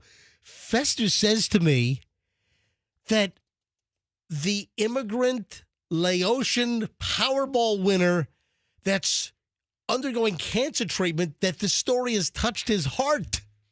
It had to get through several layers of fat, but eventually it did get to my heart, yes. If somebody's going to win the lottery and it's not me, this is who I want to see win. The winners of the $1.326 billion Powerball jackpot were revealed yesterday officially by the Oregon Lottery. During a press conference at the Oregon Lottery headquarters in Salem, Oregon, husband and wife Cheng and Duanpen Seipan and their friend Liza Chow were announced as the winners of this massive, massive lottery that was just drawn earlier this month. So Cheng is an immigrant from Laos. Great food, by the way. Who really? Yes. I've never had Laotian food. Is it similar It's not to Laos-y? No, it's not. Go to Rice and Spice on Sheldon, I'm telling you. Oh, okay. All right. I'll have to try it. All right. So this dude is living in Portland, That's good. and he also is in an 8-year cancer battle. Damn. And then Fester says, "You know what? This story really made me feel good." Fester, are you softening up? We have to reel you in 99% of the time because you're heartless. You're a son of a bitch. Yeah, screw the Laotian guy with cancer. Now that I think about it, you're right. No, listen. If somebody's gonna win, I'm glad to see that. This is gonna help this guy. I mean, how many times does like a schmuck win the lottery? Lots of schmucks win the lottery. Anyway, no, I think it is a touching story. Can you imagine you're a Laotian immigrant. You probably came over in a boat. And here you got the $1.3 billion Powerball win, and they're sharing the money with a friend. What was the deal with that? Is that like did they have a pact, or did they say pinky promise? Maybe they had like he's the one taking care of them. Yeah, maybe they had a pool or something. Yeah. Anyway, it's a the lovely pool, story. They haven't got the money yet. How are they going to buy a pool? No, not a pool. 8:01 at the MJ Morning Show. Cash Kitty, let's go, Cash Kitty. All right, it is just a little after 8 o'clock. It is time for the Cash Kitty. This hour's word is score. That's SCORE. This hour's word is score. SCORE. Go ahead, text the word score right now nationwide to 45911. Do it before quarter after the hour. That's 8:15 for a shot at $1,000 cash right now. Or you can enter it on the Q105 app or at myq105.com. So text the word SCORE right now nationwide to 45911. Good luck. Next time is 10 o'clock right after we end the show. If by chance the winner of Cash Kitty is a Laotian with cancer, Right. I would be just as happy for that person. Well, thank you very much. Excellent. Is there any good Laos? Where was Laotian. Tipsy noodles. Let's go get some Laotian food. Tipsy noodles, the way to go. Tipsy noodles. Mm-hmm. I think I knew a stripper with that name once. Hey, I'm Tipsy Noodles. Think a male stripper. Hey. What? A male stripper? Did she work at Mons or 2001, or was it one of the seedier places? No, seedier places. Adamo. Baby. On Adamo? Outside of city limits. Yeah, Tipsy Noodles. Listen. Coming to the stage now is Tipsy Noodles. Hey, everybody. All right. I have a word here. A word that apparently ruins people's day? I've never heard this. One word that will ruin somebody's day. And the person that wrote this says that when they hear this word, hear it, or a lot of times the one word is texted to you, and it's kind of a precursor. So the one word that is texted, and then you get the word before you get anything else. And the minute you get this word either said to you, but it's usually texted, your mind starts wandering. Your mind starts going to the worst possible thoughts. Do you guys have any idea what this one word is? Wiener. What? Froggy, say it again. I just wanted to throw out a wiener. Stop. I had to get one in. I had to get a wiener Come in. on. No, what is it? Something ghoulish, I'm sure. Or No, like it's depressing. not. It is. So is it something like the word?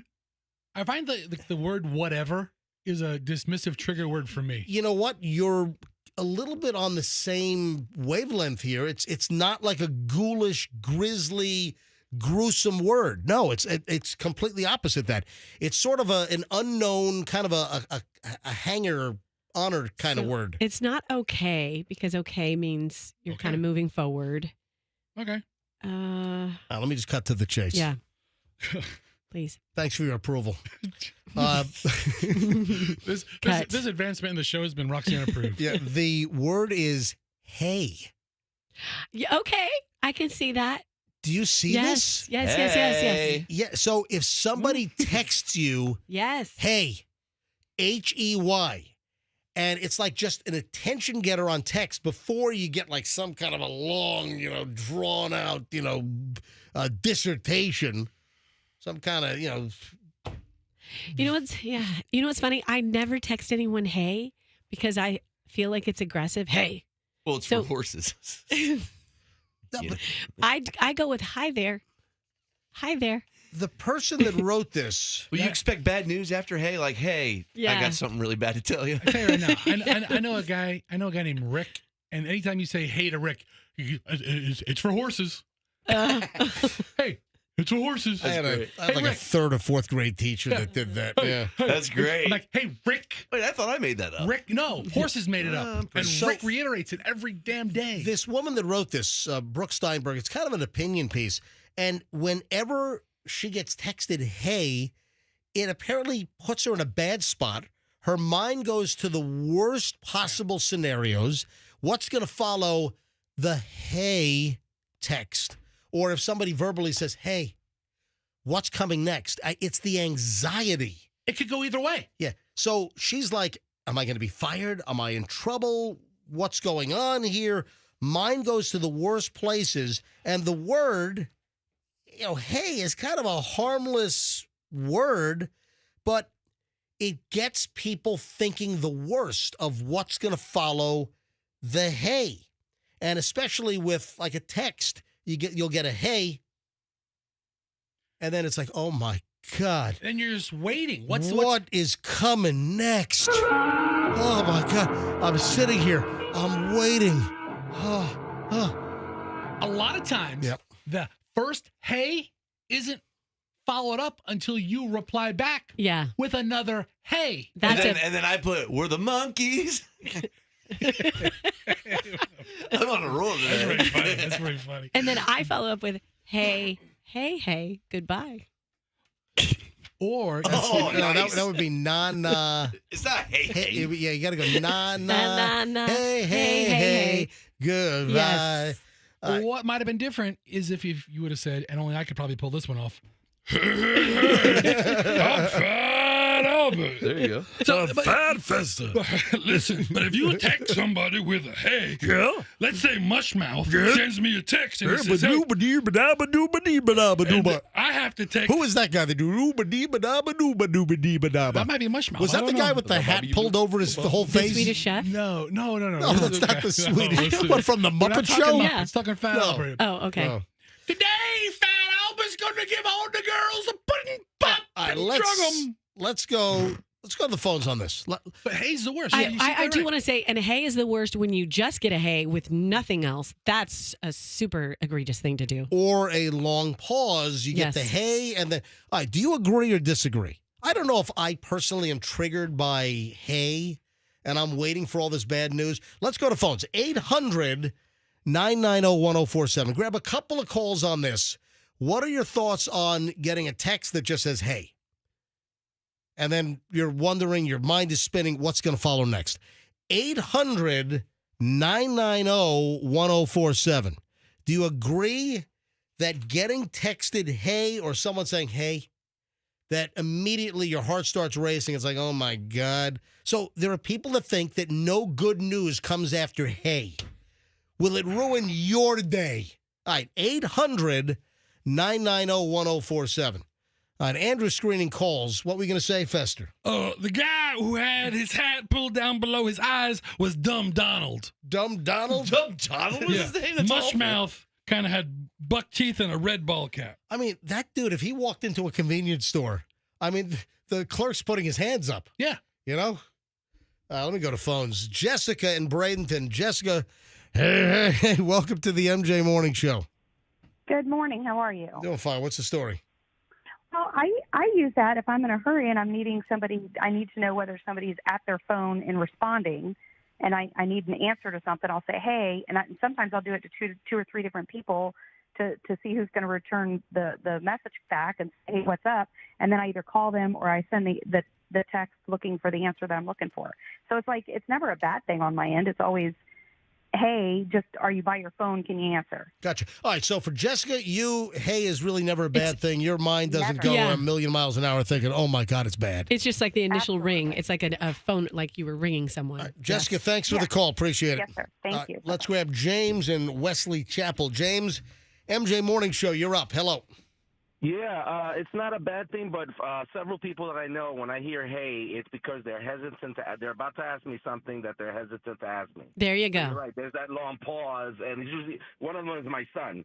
So he's asking for money or for a favor or something. So I'm like, yeah, hello. Yes, I think that's a good. Spanish, when you hear hola, I'm like, uh-oh. James, thank you, buddy. Appreciate it. Melissa, Newport Richie. Melissa, MJ Morning Show. Hey. Good morning. You start your text with LOLs, don't you? Hey, what's going on? All right, what's going on, Melissa? Oh, just listen to you guys. Start at 8 o'clock in the morning. Good morning. All right, so what's your hey take?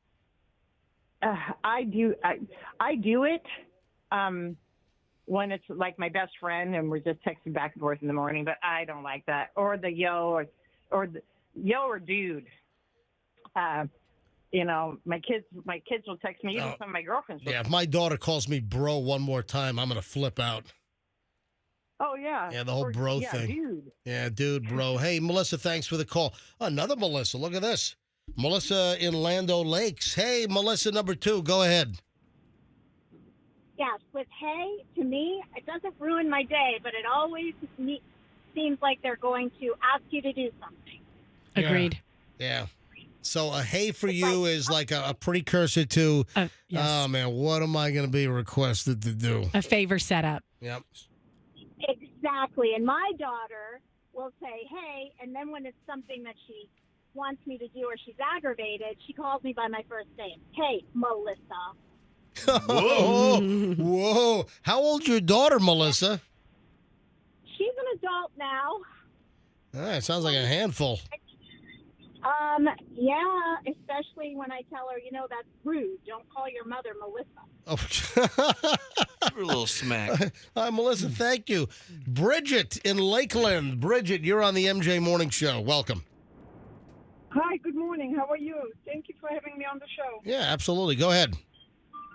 I think hey is just plainly rude. If you're going to text me and say hey, I'm going to reply, say, hey, buddy, who the heck are you? I don't know. Hey, I'm not. No, it's rude. It's unacceptable. You don't start a conversation with a hey. If you text someone, you know the person. Yeah, I see your point, Bridget. Bridget, can I ask you a question, Bridget? I do. Do you? Sure. Bridget, are you Swedish? No, you've talked to me before. I'm from Belgium. Oh, Belgium. Yeah. Oh, that's right. Oh, I commented on how hot your accent was last time, didn't I? Yes, you did. Yeah.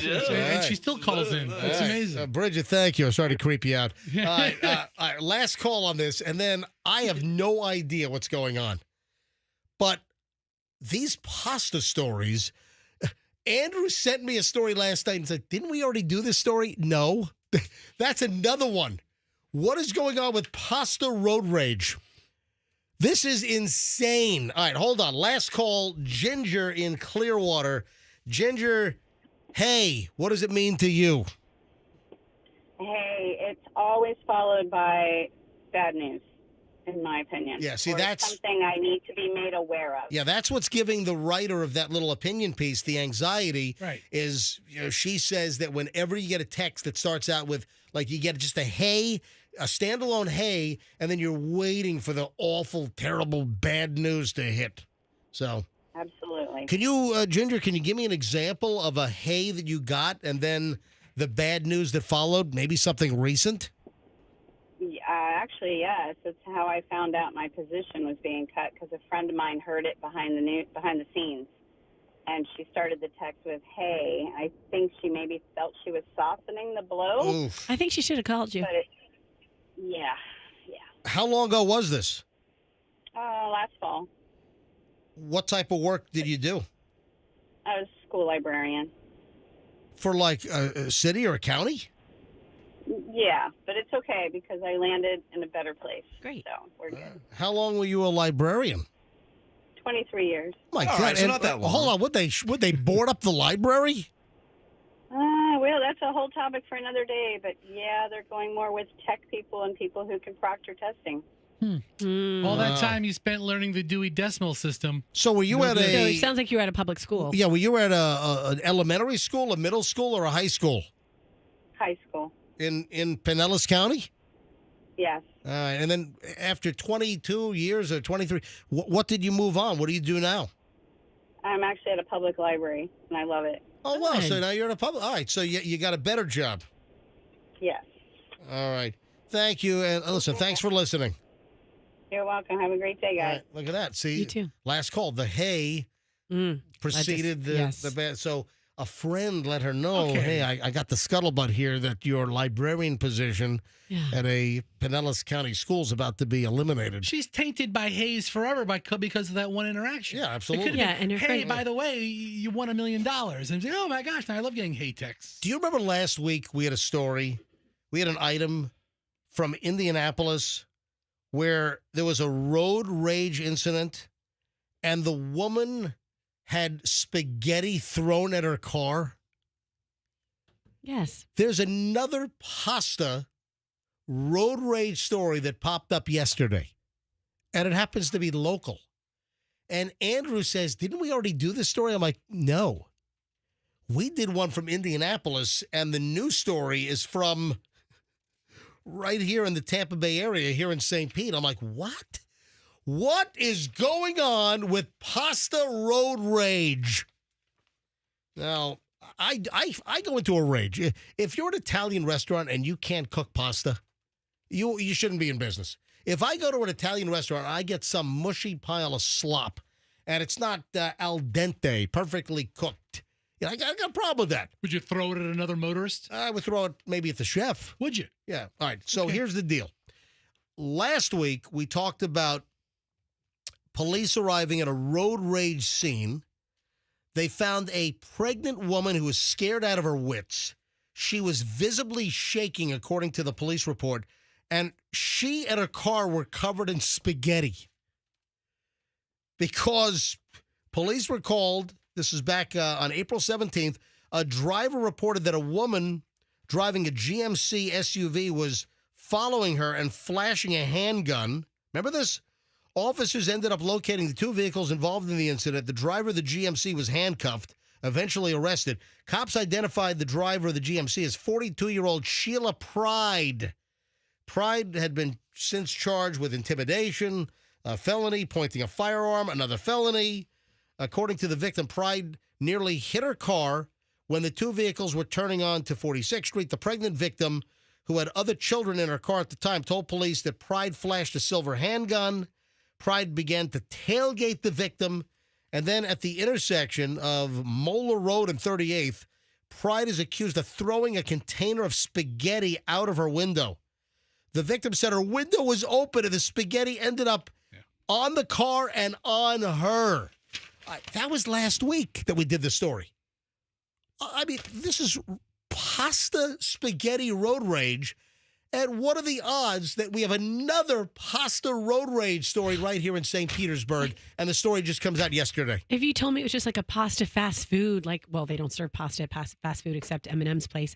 But if you told me someone was throwing it at a restaurant, okay. This but is like another road rage? Yeah, it's like Pasta Fest at Olive Garden. It's the endless pasta buffet. Exactly. It's the endless pasta road rage. Mm-hmm. So here's the latest. Another victim of a drive-by pasta-ing. You got to be kidding me. This driver was hit in the arms, legs, and torso by a road-raging driver here in St. Pete. No injuries. He was hit by pasta and sauce. Cops allege that Nolan Goins, Nolan Goins. I wonder if he has a goiter. I don't know. When I see the word going, it just, I don't know. So Nolan Goins, 46, was involved in a road rage incident. It all started with high beams. So the high beams were on. This happened last Thursday. He was driving near his residence here in St. Petersburg. The defendant threw pasta with sauce from the passenger seat of his vehicle, striking the victim through his open window as well. So it's two vehicles with open windows, chucked pasta, and we have two victims, one in Indiana, one here in Florida, right here in St. Pete, covered in pasta. No. So the victim reported this to the police. I'm looking at the sheriff's deputy in Pinellas County's report here. Goins was found with the same food stains on his right sleeve as the male target. So I think they did like DNA match. Exactly. So they did a marinara DNA match, and the results came back very quickly. And they were, I think the deputy licked both stains. We're gonna have to call in Detective Boyardi.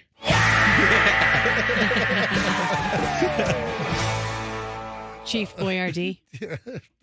Not Chef. Chief. Oh, you would think I'm my brother. He's the chef. Yes. Oh, man. It's very suspicious that you missed the Goins. What is going on here? Are we going to get a hat trick?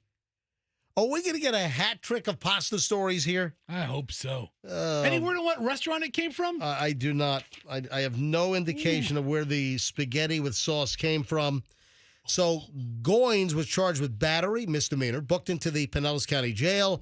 Goins, freed on $1,000 bond, is a painting contractor whose rap sheet includes convictions for selling marijuana, obstruction, and battery twice. Oh, that's not that bad. As well as multiple traffic infractions.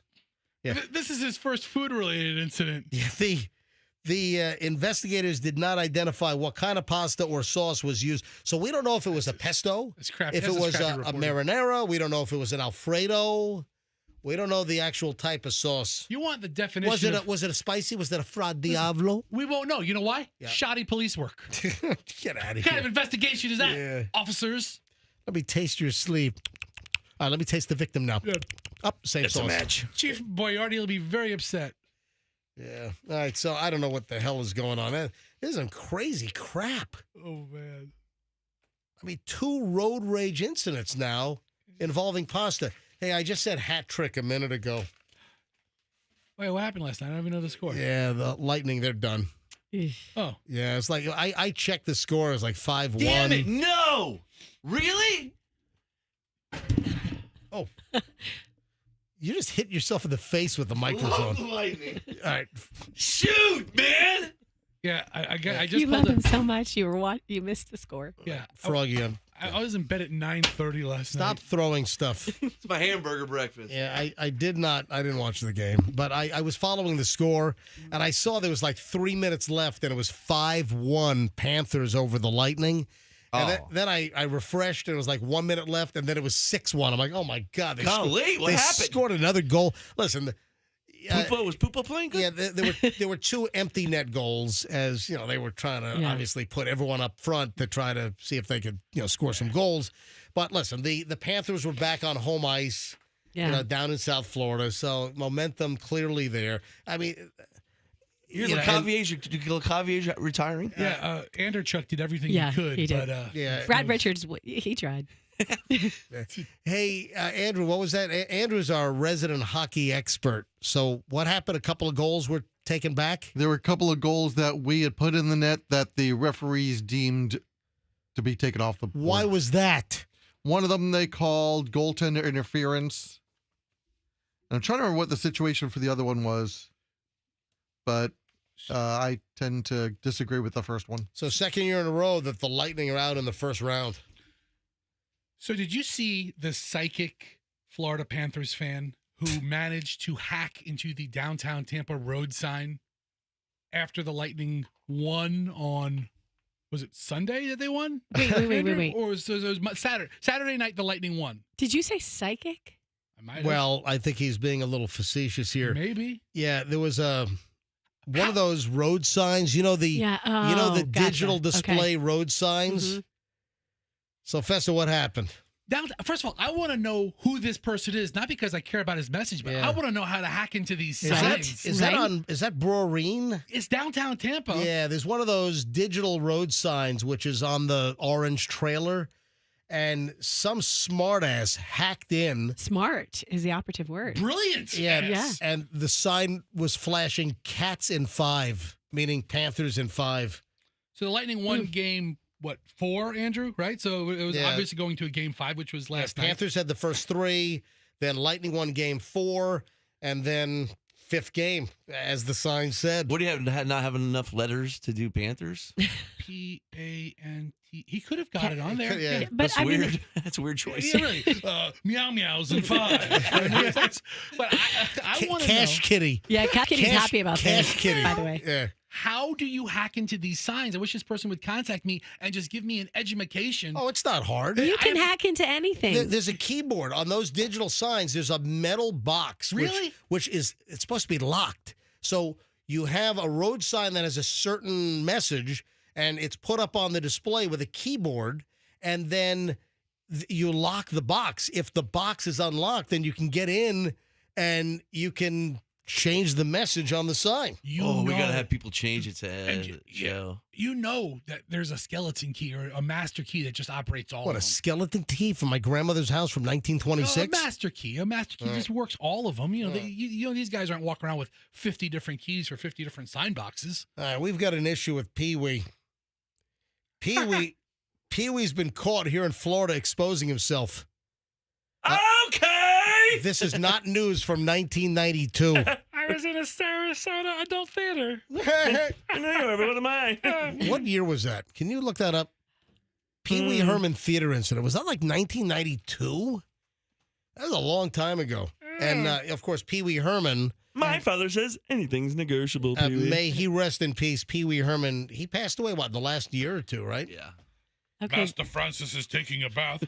Where they hosing him down? It was Roxanne, about what year? The Pee Wee 32 Herman. years ago. Yeah, but what? 1991. Oh, 91. I was close. I said 92. Hmm. And, of course, Pee Wee was caught exposing himself in a Sarasota adult theater. And now we have another Pee Wee down in Port Charlotte. A guy that goes by the name Pee Wee exposed himself at numerous businesses down in Southwest Florida over the last month. So according to Charlotte County deputies, Xavier Pee Wee Hearns. It's close. Pee Wee Hearns, 35, arrested. And this time they busted him for exposing his genitals at the Target store in Charlotte County, or one of them, on April 2nd. Now, then he's accused of touching himself at a neighborhood Walmart. That's like the smaller Walmart with the supermarket, right? Isn't that the neighborhood Walmart, right? It's more food than it is merchandise. We have a neighborhood Walmart on Kennedy as you get closer to UT, right? That's a neighborhood Walmart in that shopping center behind the. Is that a Wendy's and a KFC right there, right? Okay. Or was that a taco? You know what I'm talking about? Yeah, I know. All right. So he exposes himself at Target, neighborhood Walmart, and less than a week later, he was arrested at Burlington Coat Factory. More than great coats. All right. So Burlington CEO something else factory. All right.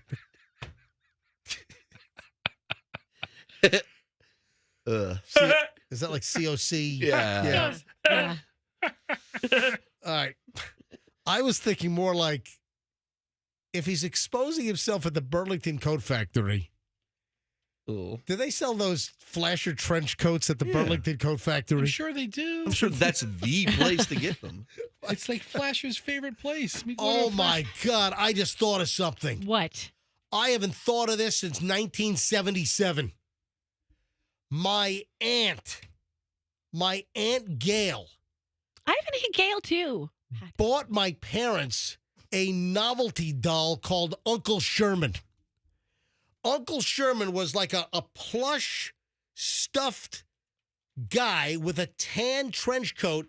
Oh! Yeah. Did the thing go like this? And wait a minute. And he had a little button. There was a button on his... I think I saw that. There was a yellow button on his trench coat, and I think it said, like, Uncle Sherman has something to show you. And when you opened up the trench coat... Yeah. It was... Giant. Bush. What? Ew! What? I don't remember that. What? Bush. I love that band. And it had the guy's, it was a little stuffed toy, and he had his genitals, and it was Uncle Sherman. It was called Uncle Sherman. It was out of the 1970s, and again, it had a little pin that said Uncle Sherman has something to show you. All right, Fester, look at that's it. There's Uncle Sherman's. Fester just found it on Reddit. Okay, that's so creepy looking. It is. Okay, what? Yeah. Yeah, that's not even a joke. That's just scary. My aunt bought the Uncle Sherman doll. What's the matter with your aunt? Hey, go to eBay, because the one you just showed me doesn't have the pin. I'm telling you, I think there was a yellow pin that said Uncle Sherman has. And you know what? My parents are hoarders. They probably still have it in a box in their garage in Fort Lauderdale. That's how your dad flirts with your mom. Hey, how about we role play it? I'll be Uncle Sherman. Uncle Sherman has something to show you. Put that away. Anyway, guess what? What? Guess what teens and tweens are doing?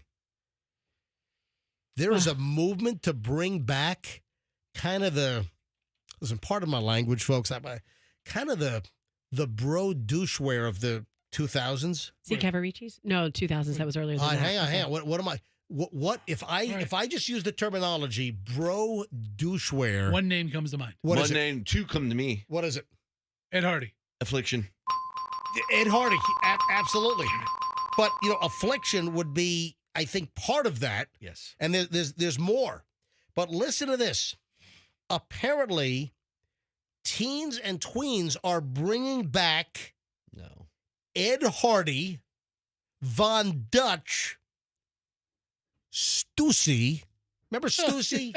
Remember Stussy with the two dots on top? And in German, I think those are the umlaut? The two dots. If you have a U and the two dots on top, I think that's the umlaut. Sure. Is what the two dots are called. But you had Ed Hardy, Von Dutch, Stussy. Who said Affliction? Froggy. Froggy was a big Affliction. Oh, shirt. yeah. He was a real big one. I gotta believe that Affliction would be on the list. But there's this. How about Skids? You know, didn't like some of the Jersey Shore Delta Bravos wear that kind of stuff? Like, right? Affliction and. I wish Big Johnson shirts would come back. Yeah, Froggy's doing the best he can to keep Hurley and Quicksilver in business. But did you know this? Did you know that the teens and tweens are bringing back this kind of like Y2K fashion that we wish would just disappear? I had no idea. I don't have boys and I don't have teens or tweens. Yeah, well, not yet. I knew a guy that got an entire upper arm tattoo of like the Ed Hardy tiger face. Oh. And he thought it was so cool. And I'm like, what did you do?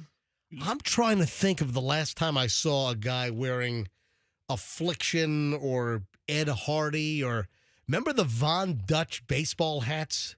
Like, yeah, well, they were sideways. It was like a trucker cap with like a Von Dutch patch or something, right? So cool. So, hey, heads up, folks. This is a warning that for whatever reason, teens are bringing back this cheesy Y2K fashion. There's a small segment. You got that? Segment Excuse of men. me. I was trying to say segment and men. There's a small segment of men who are probably over 50 and really, really fit. And they wear bedazzled jeans and like Ed Hardy shirts that are too tight. Oh, no. They are out there. It's a real thing. I just got a text from Julian. His roommate from Beijing just broke the toilet again.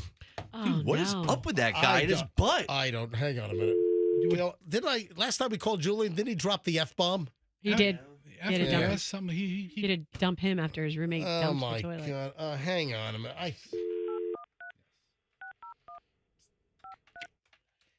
I mean, his roommate, we don't know what he does. The roommate breaks the toilet every single day. Is there a cultural difference? Hey, what happened now? The same thing? Dude, just the same thing. What is going on? How does he break? Have you ever done this to the toilet? Never. I've never done this before. And it's the flapper. And he does it every day? Well, it's like every other day. Maybe he's sticking his thing down in the flapper or something. It's got to be a long thing. No, I mean, but that's a big You'd tank. have to take the top off the toilet. You'd have to take the lid off and like mess around with it. I mean, I sent you pictures of it last time. And like yeah, it's every other day. It's so weird, and I don't get it. I don't understand. Why don't you talk to him? Anyway, why don't you talk to him about it? It's also because like he got up. I've never seen him get up this early on a Tuesday and go to class. This is the first time it's ever happened. Yeah, his roommate's from Beijing at NYU, and the roommate, he will sleep all day and then he disappears at night. It's like, do you know if he ever goes to classes? Is he a vampire? Hello? What's his what are his grades? Do you have any idea? Oh, I have no clue. All right. Anyway, Julian, I got to run. Listen, I wanted to call you. I'm sorry that your toilet's broke. I don't know the schedule, but like he barely went to class. Oh my God! I hope that you can fix the toilet. All right, but I'll talk to you soon. All right. Oh, you're home soon. When do you fly home? Monday. Yeah, Julian's back in less than a week, completing his first year done. Yay! Hey, did you get the other grade that we were waiting for? Oh, not yet. I don't think so. I have to check. All right. I will talk to you in a bit. Thank you, Julian. All right, bye. Fester, were you able to get a hold of JD, the Titanic guy? You know what? No. The last two times I've tried to reach out to him for something. Is he okay? I mean, he might have been in a boat that sank in the middle of the Atlantic. Can you call him quickly? Because there's another Titanic piece that just got auctioned off for a fortune. Man, I would have loved this, but I wasn't going to pay, $1.4 million for it. Yeah, see if you can call JD All right. quickly. Of course, JD is the guy locally that has the world's largest collection of Titanic on VHS, the double VHS set. And last we saw, wasn't he like almost 3,000 copies?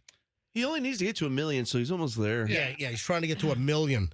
If you can't get a hold of him, Froggy, you can do an impression of him, can't you? Oh, God, I can't stand the guy. Oh, Titanic. Titanic. I love the guy. He's a pretty good character. Maybe, you know what? Maybe that's why he's not picking up the phone, because you're Just because I said that right then? It's the first time I've ever said that. I know. But listen to this. A gold watch, which was worn by John Jacob Astor the Fourth. He was the richest guy. Well, where did the Astor money come from? Oh, I know this. From the Clyde. Well, it wasn't the railroads. It wasn't like Carnegie. It wasn't Rockefeller, Getty. Those are like the old money names that you remember. Was it Australian? Were they Australian? Astor family? Yeah, I can't remember. So, but a gold watch. It was a gold pocket watch, and it was worn by the richest guy in the Titanic. This thing sold for $1.5 million at auction in England over the weekend. Is that JD? Yes, sir. We got him. All right. JD, welcome back to the MJ Morning Show. Titanic, baby. Yeah, baby. Hey, how many copies of Titanic do you have now? 2,993 copies of T.on.D. Woo! You are 7 copies away from 3,000? Oh, yes, we are so close. I can almost smell it. It smells like steerage. It smells like Jack Dawson.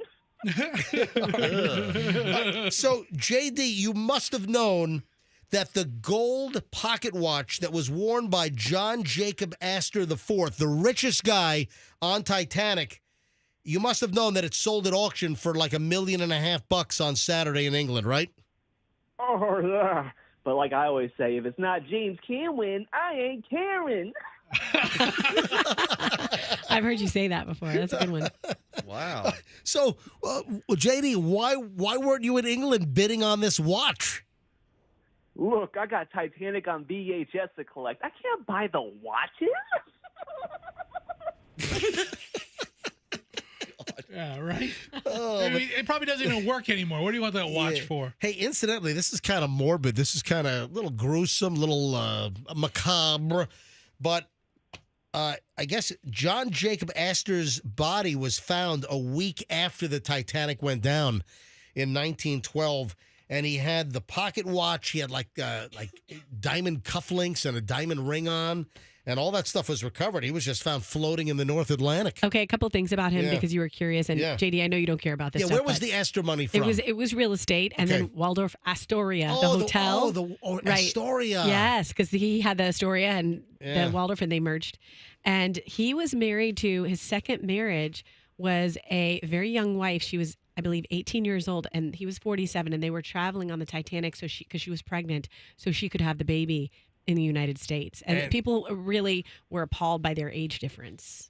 Yeah, he was 42 and she was 18? 47. 47. Yeah, that's creepy even today, you know? Creepy rich Astor. Hey, JD, did you know that John Jacob Astor was such a creep? Oh, this is why I focus on Jack Dawson, my man. Hey, JD, great to have you on. I'm sorry you didn't get the pocket watch. Oh, it's all good, baby. Hey, if somebody has a copy of Titanic, the 2 VHS set, where do they send it to? How do they get a hold of you? It's P.O. Box 5355. Largo, baby, 33779. You know what it is. Also, I just opened a Titanic on VHS museum. So you can come tour the collection if you want in Dunedin, Florida. Hold on, where's this is big news. You were rumbling about this, but where's the museum and how do you enter? How do you get there? Oh, baby, it's in Dunedin, Florida, 1285 San Christopher Drive. We're there every Thursday, 12 p.m. to 8 p.m. I'm giving personal tours of the collection. It's in the front of a smoke shop, or it's in the back of the smoke shop. So You know, it's a little spicy, so 21 plus, please. Oh my God. Wait, so I can get my Kratom and I can see Titanic? Oh yeah, we got it all, baby. How about Spice? Is that still around? What was that? K12? K2. K2? K2. Hey, JD, great to have you on, buddy. Thanks. It's a little spicy. Oh yeah, Titanic. Oh, hold on. So your address is also on your social media, so people can find you at, was it Titanic Guy 97? Uh-oh. He hung up. He's gone. Yeah, he's gone. When he says Titanic, he's out. That's Sometimes his real voice dips in, and you're like, oh, it's Titanic fan. So if you have Titanic on VHS, he's 7 copies away of getting to 3,000 with the double VHS set.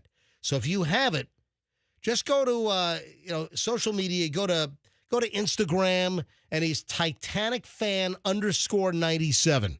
And he's got the P.O. box where you can mail the VHS to help him collect. He's trying to get to 1 million copies.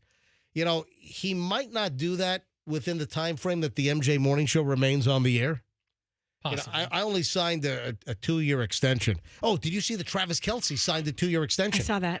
He actually asked for the hold on. same. Are you okay? Yes, I'm sorry. I'm reading it. This is sad. No, you're like fanning yourself, because and it looks like you're having a crisis meltdown over here. No, it's I'm not. looking I at have tears in my Roxanne. eyes. What? What's the matter? Because this is so sad about this John Jacob Astor. Oh, geez. Really? He You're put- crying my from God. 1912? Who marries a 17-year-old girl? My God, it's too soon. He put her in the boat. He put his wife, who was about to have Are his you baby. crying? I mean, it's an You're emotional crying story. over Titanic 1912? Fisher, you okay? Go ahead. Listen, he put her. Yeah. Oh my gosh, this is so sad. Oh my God, go His ahead. pregnant wife put her in the last boat number 4. Yep. And he was like, "Don't worry, honey, I'll be behind you in the next boat." But he told everyone else, "No, man doesn't get on a boat until all the women are." And so he went down with the boat. He was crushed, they presume, and she went on to have his baby 4 months later, safe on land. Oh, yeah, But- thank God for that. Yeah. His last words, his young 20-some-year younger God, wife. you're easy to kind of choke up, aren't you? Yeah, I'm very 30-year emotional today. younger wife, 29-year Yeah. younger wife. Yes. Where was I? We took us down a I don't know. sad He place. took me down a really dreary path. Travis Kelce. I read the Abraham Lincoln story and teared up when I heard he got shot in the head. It was very sad. I was going to go see my American cousin, too, but now, forget it. There's a cult following for a candy at Walgreens that is selling out. How close is the closest Walgreens? Right here in the corner of Roosevelt and... All right, I need you to go Knife. right. I need you to go right now. What's the candy?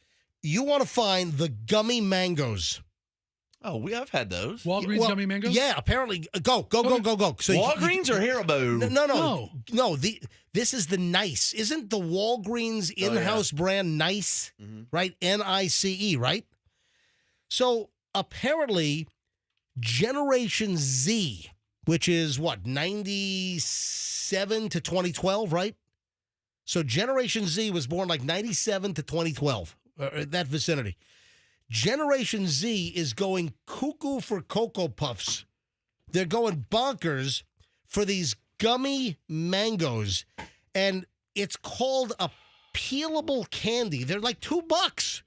They're like $1.99 at Walgreens, and apparently Fester's already gone.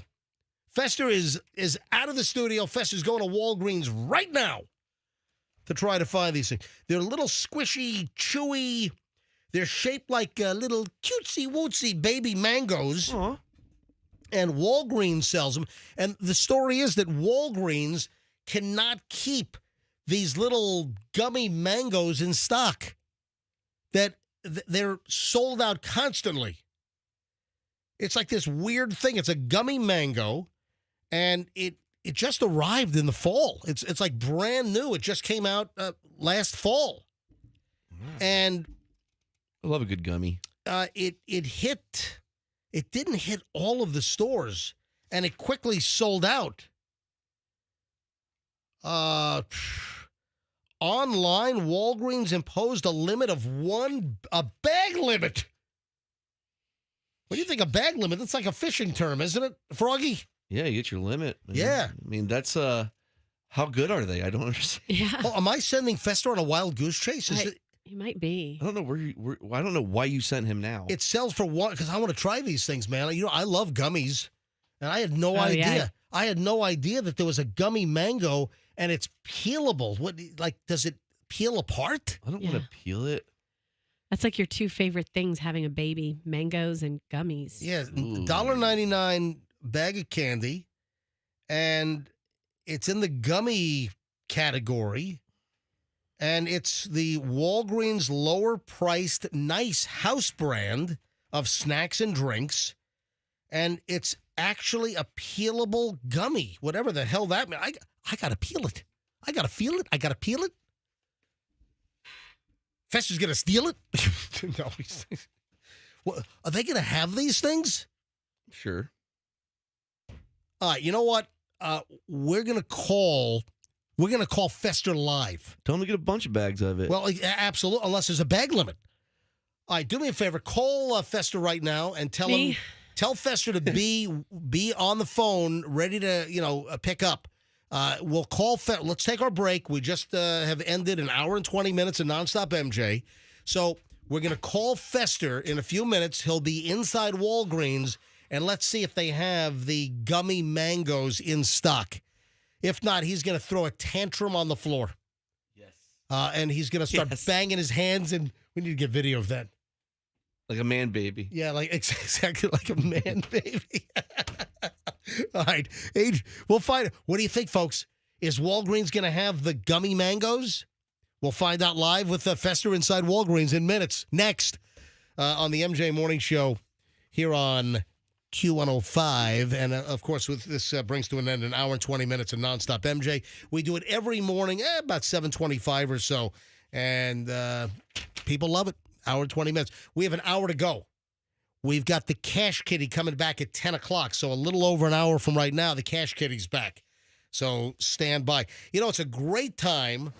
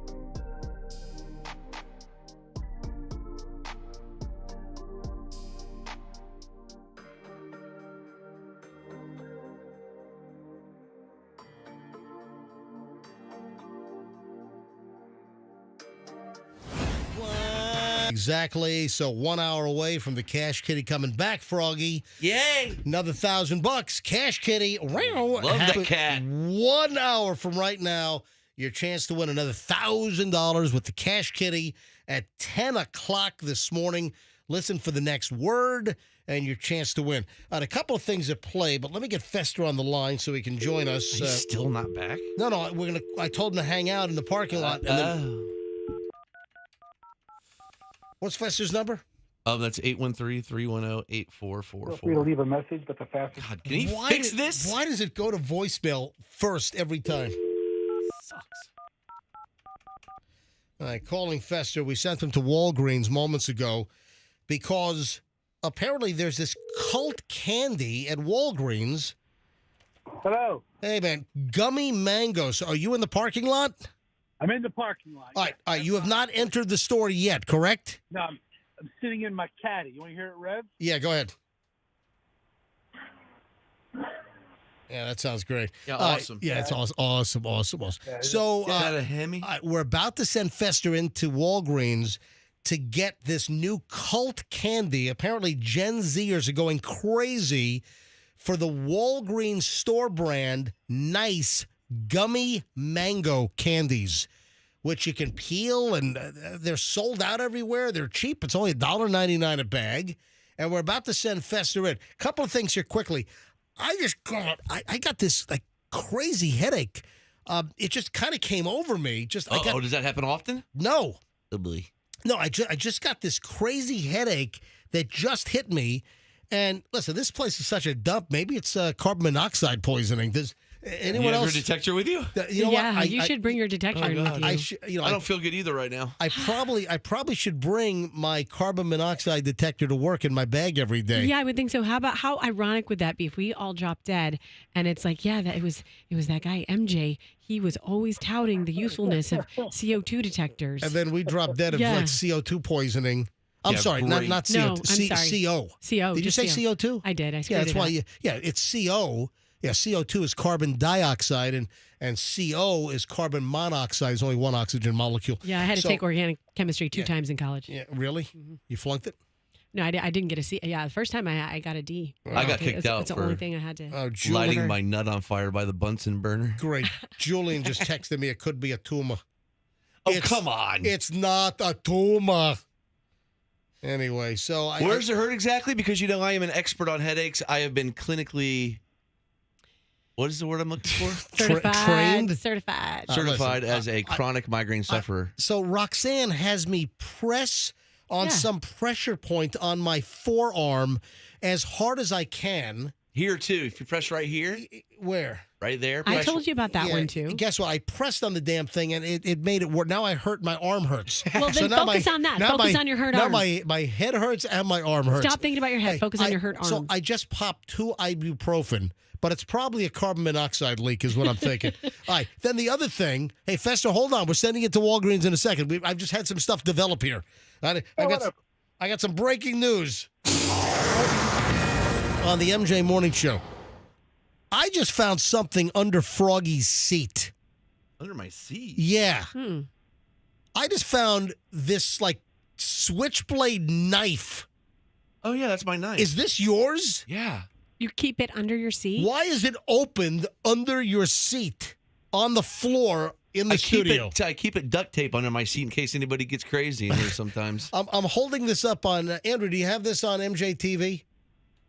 I'm a big deal. I'm holding this knife. It's my defense. It looks. Is this not a switchblade? I don't know. No, it's not a switchblade. What am I, a greaser?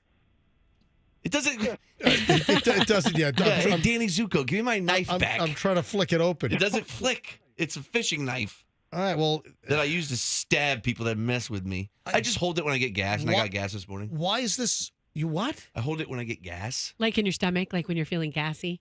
No. Oh no! When you stop, when he stops at the gas station. No, I don't. At 4 in the morning or 5 in the morning, in case he needs to ward off a mugger. Yeah, and I usually have it in my pocket, and I just I usually leave it in my truck, and I forgot it. So I found a blade on the floor. All right, Fester, let's send you into Walgreens. And Fester, all right, what's the deal? If they don't have the Walgreens Nice brand gummy mangoes, that apparently are all the rage. Generation Z has gone crazy for these things.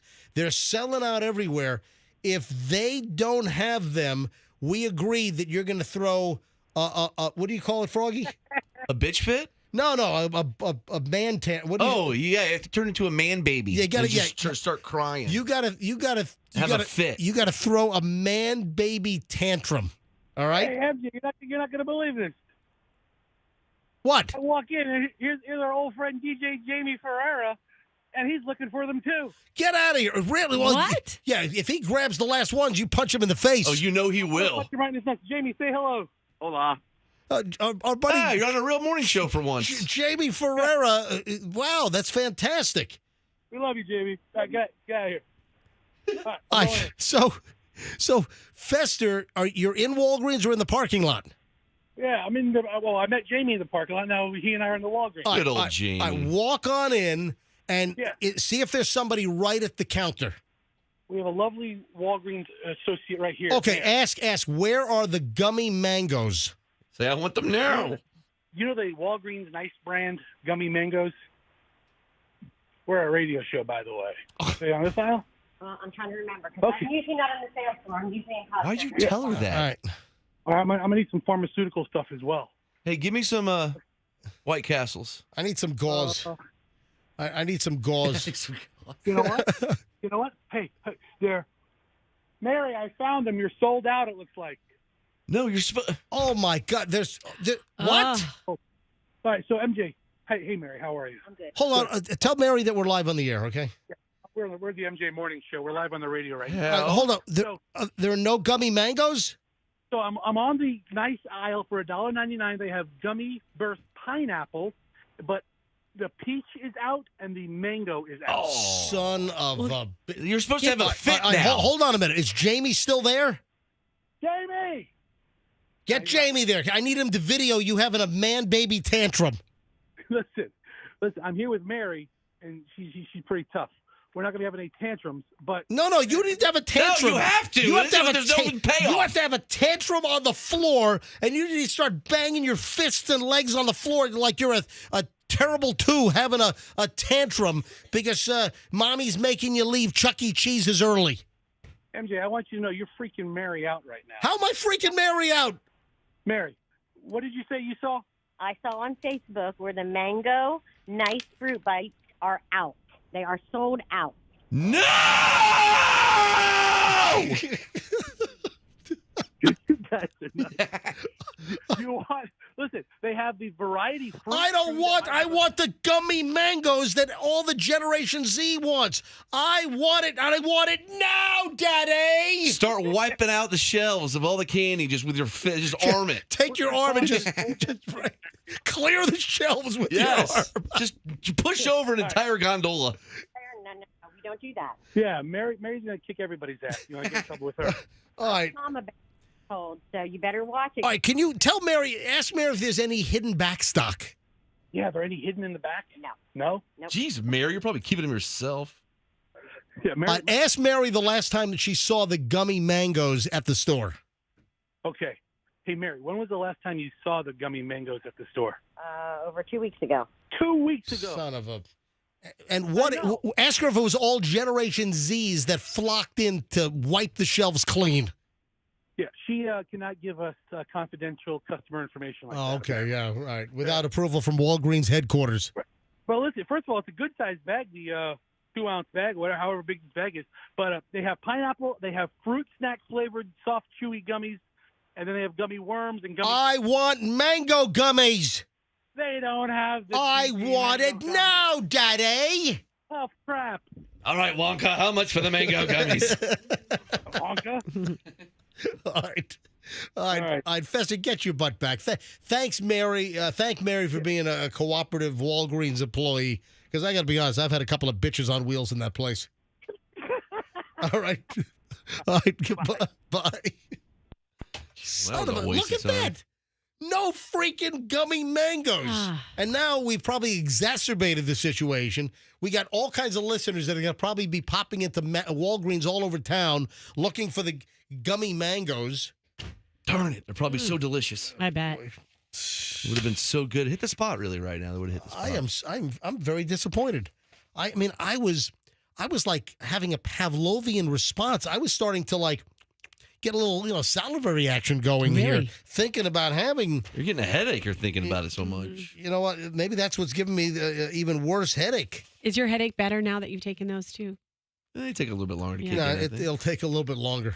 I should have told my headache to take a powder. Tell your headache to take BC. You just sniff that stuff and it works. What, BC? Yeah, just line it up, bro. You do lines of BC. You want that to go straight to your brain. Headache powder. Just sniff it right up. Do you use a razor blade? Right off my dash. Oh, Might get questioned sometimes. What's going on here? What the hell is going on here? All right, I don't know. I think Fester. Let me call Fester back because Fester. He sends me the story about this this cruise ship norovirus outbreak, right? I sent it to you as well. Yeah, but Fester sent me YouTube links to all these Kathy Gifford Carnival Cruise commercials, and it's not even Carnival Cruise Lines. So, hang on. Calling Fester back. Yeah, what was it? Was it Royal Caribbean was one of Leave a them? message, but the fastest response. Jeez, So sick of this. Yeah. Oh, my God. Hang on. Let me call Fester. All right, Fester. Dude, don't send me a Kathy Lee Gifford if Carnival Cruises have nothing to do with this. Hey, Fester. Hello. Yeah, so. I'm still here with Mary. Why? What are you trying to date Mary? Listen, Mary and I have been hitting it off. How about you not block me out on this? Mary is currently searching other Walgreens in the vicinity. All right, so she's doing an inventory search. Yes. Very good. All right, so Fester, I'm calling you back because you sent me the link that nearly 200 sick in norovirus outbreaks on 2 different cruise ships, and one of the ships is from the port here in Tampa.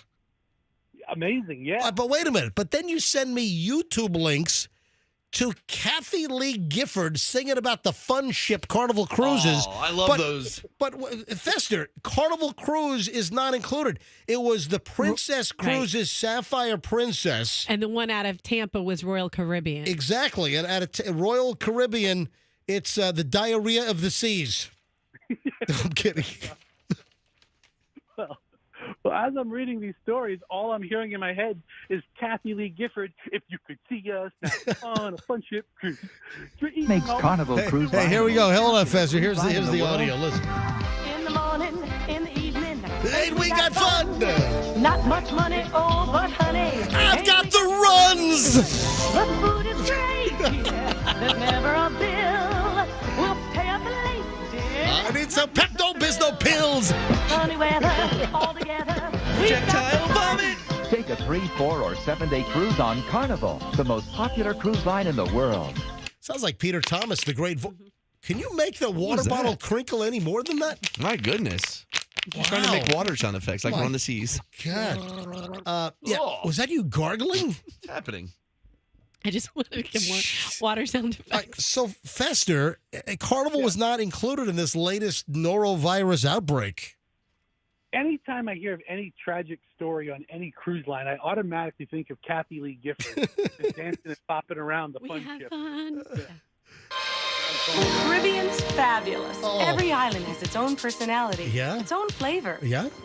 But the place I like best of all, and I'm sure you will too, is right on board my ship, the Superliner Celebration. If they could see you now, out on a fun ship cruise, eating fancy food, doing what you choose. I'd like your friends back home to get a good look at the first-rate Carnival cruise that you took. What is Kathy Lee Gifford doing today? She hosted Third Hour. Yeah. Oh, she doesn't. Yeah, but she doesn't do that anymore.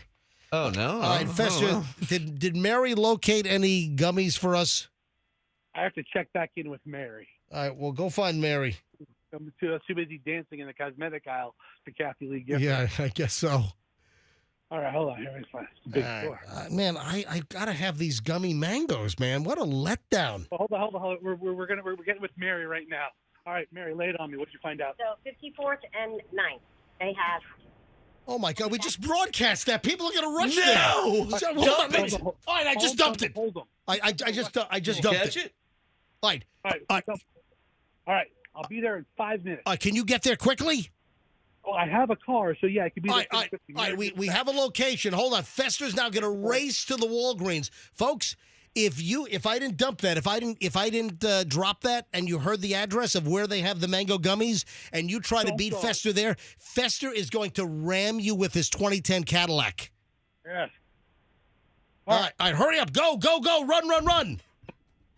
All right, Fester's on his way now to another location where they have apparently the gummy mangoes in stock at a Walgreens. Jeez. Keep it on the down low, Mary. All right, it is time, ladies and gentlemen, for Idiots with DUIs. Are you ready? Yeah, I love that game. Idiots with DUIs here on the MJ Morning Show. Folks, hopefully it's stories like this that will discourage you from drinking and getting behind the wheel of a car. Now, Andrew, were you able to post the... It's up. All right, well, let's see if it's posted on our website. Roxanne, can you come over to Fester's mic? Yes. Can you just slide over? And if you don't mind, and can you just type in mjmorningshow.com in the browser? You got to see this. This is insane. An 18-year-old driver woke up yesterday morning. Not only was he passed out behind the wheel of a Ford F-150 pickup truck, there was a complete tree smashed into the front bumper of the truck. And it was like snapped off, and he's driving around with a tree stuck to his car. All right, hold on. That's something. All right, we have it posted on As Heard on the MJ Morning Show, but we've had a lot of problems with things like refreshing and actually posting. And you know what? While we're at it, let me apologize to all the listeners that are having trouble getting our podcast in a timely fashion. What's going on? Yeah, you know, our podcast is getting posted on Spotify on time. Our podcast is going up on Apple Podcasts on time, but our very own website, mjmorningshow.com or myq105.com, our podcast, last I checked, let me see if the tree thing is there. No, it's not there. You know, we're just having a problem with getting stuff posted and having it be available. Well, they just did something on the back end. Maybe that has to do with it. Yeah, hang on. Now I'm just trying to refresh it, and it's not coming up. All right, here we go. Hold on. Let me see if it refreshed. Yeah, I got the... It's not on this. It's not on this screen. But, Froggy, take a look at this. Look at the picture. I'm going to hold it up to MJTV as well. Oh, my God. Okay, that's a big tree. How was it picturing? Oh, no, it's not a little shrub. This guy has like it's like an 8-inch tree. Maybe it's even greater. That's a big tree. The whole tree is snapped off, and it's standing upright, jammed in the front right of this Ford F-150. Let me hold this up to MJTV. Can you see this? Oh, my gosh. You see that? That's a big tree. I'm holding that's huge. I'm holding the picture up to MJTV right now, and it is literally stuck. How do you drive it? Well, the kid, 18-year-old kid, you know, that is not a great way to start your driving career. Passed out at the wheel, and you've got a tree stuck. And you know what's funny? What? The story's from Wood TV. Wouldn't you know? The story's from WOOD television out of Lansing, Michigan. I would expect it. All right, so that's DUI story number 1. DUI story number 2, a little closer to home. This is from our friends up in the Villages. Yes. A realtor. Now, you're supposed to say, you notice when you hear the commercials? Yep. Like, I would normally say a realtor. But, like, if it's an official commercial from, like, the realtor, they say a realtor. They, like, emphasize the tour. You ever hear someone say it with 3 syllables? Realtor? A realtor. Realtor. Yeah. This is a realtor up in the Villages, arrested on drunk driving charges, smashed into a parked car. Joanna Elizabeth Oswaite Oswalt, 55, of Lake Panasafki, found unresponsive, couldn't even stand up. She was found behind the wheel of her Toyota pickup, which smashed into a parked Jeep at 11 p.m. on Friday. This was in the parking lot right across from Cody's Original Roadhouse up in Wildwood. Yeah, I'm looking at the Wildwood police arrest report. And apparently witnesses found Oswald passed out at the wheel after she smashed into the Jeep. They called 911. They told police that she seemed completely out of it, unaware that she'd even crashed. Witnesses said that she was unable to stand. They were trying to get her out of the truck. She was unable to stand, and she had to lay down on the ground. Yeah, Oswald operates Florida Realty Investments in Webster and did field sobriety tests once I guess they were able to get her up. And she had terrible performance. And she provided breath samples, a .148 and a .153. Yeah, arrested and charged with drunk driving. I mean, come on, folks. I mean, really?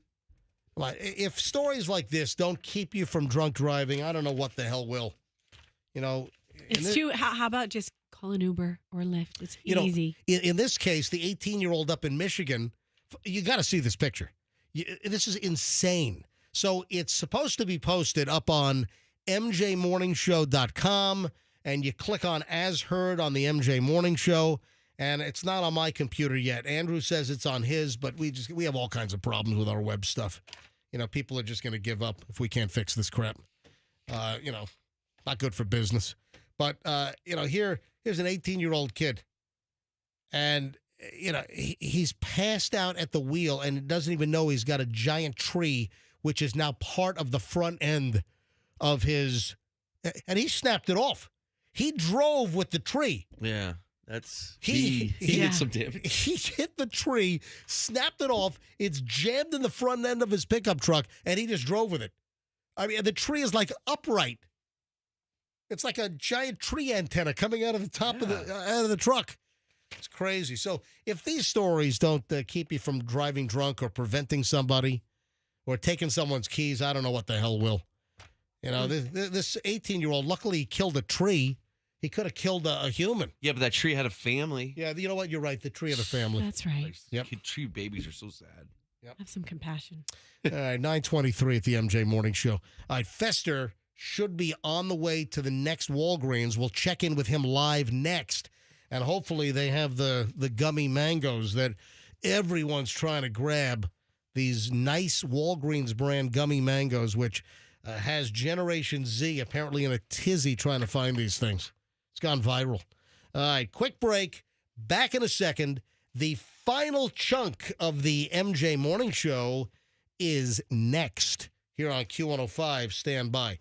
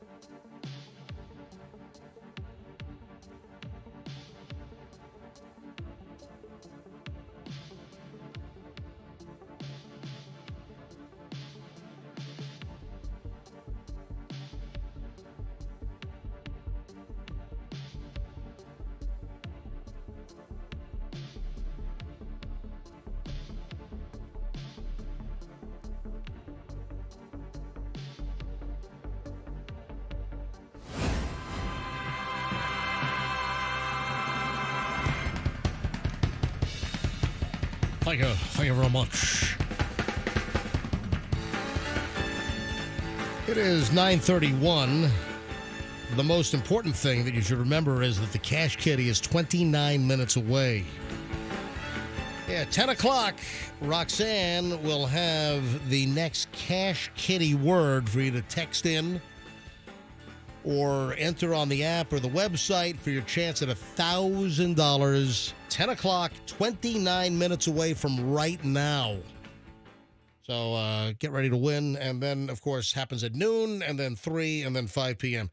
Let me get a hold of Fester here quickly and see if Fester has gotten to the next Walgreens, where apparently they have the mango gummies. Folks, if you're just tuning in, there is a story developing that Generation Z has gone gaga. It's gone viral. There's all kinds of like social media posts on this.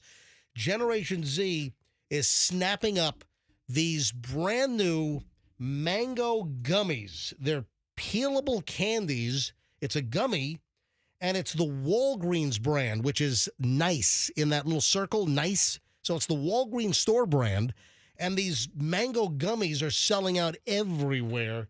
And we just had Fester at the Walgreens up the street, gone. He says he has news. Hold on a minute. What? Fester says he has big news. All right, hold on. Let me. Is Fester calling in? Hold on. Who's this? It's me. Oh, it is you. Okay, that's what I thought. All right. So what's the deal? We've got a big problem. Oh, jeez. What? Walgreens are sold out everywhere. The reason why Mary saw on her computer that there was 4 left at this location was because of shoplifters. Oh, so they thought they had the inventory, but they were pilfered. They were never checked out. So, so the system still shows 4 there, but they were stolen. Oh, that's not right. cool. So Mary said that there were 4 at this particular Son of a... And I said, call them and tell them to hold them. And then I leave. Mary must have figured it out. I get there, and the lady's like, yeah, we told Mary we ain't got them. Oh, Right. But your system shows 4, and the manager comes out and says, "Yep, shoplifting," and I'm like, "Great, Damn shoplifters. damn shoplifters." You know what? I hate Illinois shoplifters. Oh, the worst. Yeah. That's the second worst group of people from Illinois I can think of. I hate Illinois. I hate Illinois Nazis. Illinois Nazis. Oh, so loser. Oh, man. But they have all the other flavors, but no mango. I don't want the other flavors. The mango is the one that everyone wants. Son of a... Hey, let me ask you a question, Fester, while you're on the phone. And Froggy, you'll remember, Roxanne, you weren't with us. Who was it that said that Giada, you know, the TV chef? Yeah, that was my girl. Who is it that said that she had man hands? Not me. What? No, that's Rachel Ray. No, I thought it was Joey B. Maybe that. I'll smack Joey B for talking about Giada like that. But Giada, No, it was, Man Hands was Rachel Ray. oh, was it? Yeah, Rachel Ray had little like small man hands. Yeah, but very beefy and very lobster like breakery. funky fingers. Like lobster breakers. Yeah, the hands. Seinfeld episode. That was her. Oh, that's right. No, because I saw a story. Giada, how do you say her last name? Giada De Laurentiis? De Laurentiis. Manja. All right, so Giada, she walked away from the Food Network? Did she retire? Because the reason why I'm bringing this up is I saw a story that Giada reveals why she left the Food Network, and apparently she was fearful of what? Of burning out. She said she was burning out, and I guess she had a kid. Yeah. Okay. Yeah, but she's been there for 20 some odd years. Yeah. She's got a real bobblehead on her. Has she disappeared though, or is she back in any capacity, or did Giada, the food lady from the Food Network, just fall off the face of the earth? You know, these people once they're famous forever. You know, and where was she? Was she on a podcast? Was she on a show? Yeah, no, she was on a podcast. So I was reading this. She was on Rebecca Minkoff's Super Women podcast. I listen to that a lot. Yeah, I'm sure you do. Giada De Laurentiis, 53, is revealing why she walked away from the Food Network after 21 years as its star, citing burnout as a reason. That's a good reason. 53? Well, she probably had a lot of bleep you money just to walk away, right? Yeah. Oh, of course. Yeah. So she walked away. She was on the Minkoff Super Women podcast. You know, remember how 20 years ago when something would happen during a radio interview, it would make news? Yeah. And, you know, so-and-so said something on the Chet and Harry show. Yeah, now it's podcasts. Yeah, that's what podcasts are. They get these, you know, celebrities who give a piece of dirt or a piece of information from their past because it's a long-form interview. You don't have to go to a commercial break. You can talk as long as you want. Yeah. You can really get into it. And they reveal one little nugget that nobody knew, and now it's, you know, headline news. Yeah, it's big news. And meanwhile, it's like, you know, radio shows, it's like tough to get celebrities now. Everyone wants to do a podcast that in some cases, you know, 35 people are listening to. There's nobody trying to book celebrities on radio anymore. You know, most podcasts of the tens and tens and tens of thousands of podcasts out there, most have like virtually zero listeners. That's why you got to But listen it to the has wrestling this. podcasts. What'd you say? What'd you say? It has the opportunity to go viral like Yeah. this. I mean, yeah, I've never heard of that podcast of, you know, Super Women. I'm sure it's a fine show. However, because of this nugget, now it exponentially grows. I mean, last week we had something else that was said on another podcast, and somebody revealed this little trivial tidbit of information we never knew about them on that podcast that I never listened to. I saw, moving along here, celebrity-wise, I saw an item, the U.S. Sun yesterday says that Britney Spears is spiraling again. I saw that. What do we know about this? There's a report that she's burning through her $55, $60 million fortune, whatever she has. Yeah, this was financial news related to her. Apparently she's like on a spending spree. She's burning through money. And this report is is that she's like melting down again. I mean, I hope not. I want Brittany to have peace. I know, me too. I want you go ahead, Fester. Good for her. I mean, she gets that residual check every month. She can live like a rock star all month long. On the first, she gets another check. So TMZ was reporting that they had multiple sources saying that she is in danger of going broke. Roxanne. Leave Brittany alone. I know. It's just sad.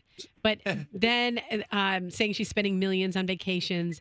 But then another source came out in defense of her and said she's not going broke. If she wants to fly private, she's far from going broke. She can do that. God. And says she's about to achieve recoupment from the ongoing successful sales of her memoir and audiobook. So conflicting information out there. I hope it's the latter. I just want peace for Britney Spears. I want her to just enjoy life.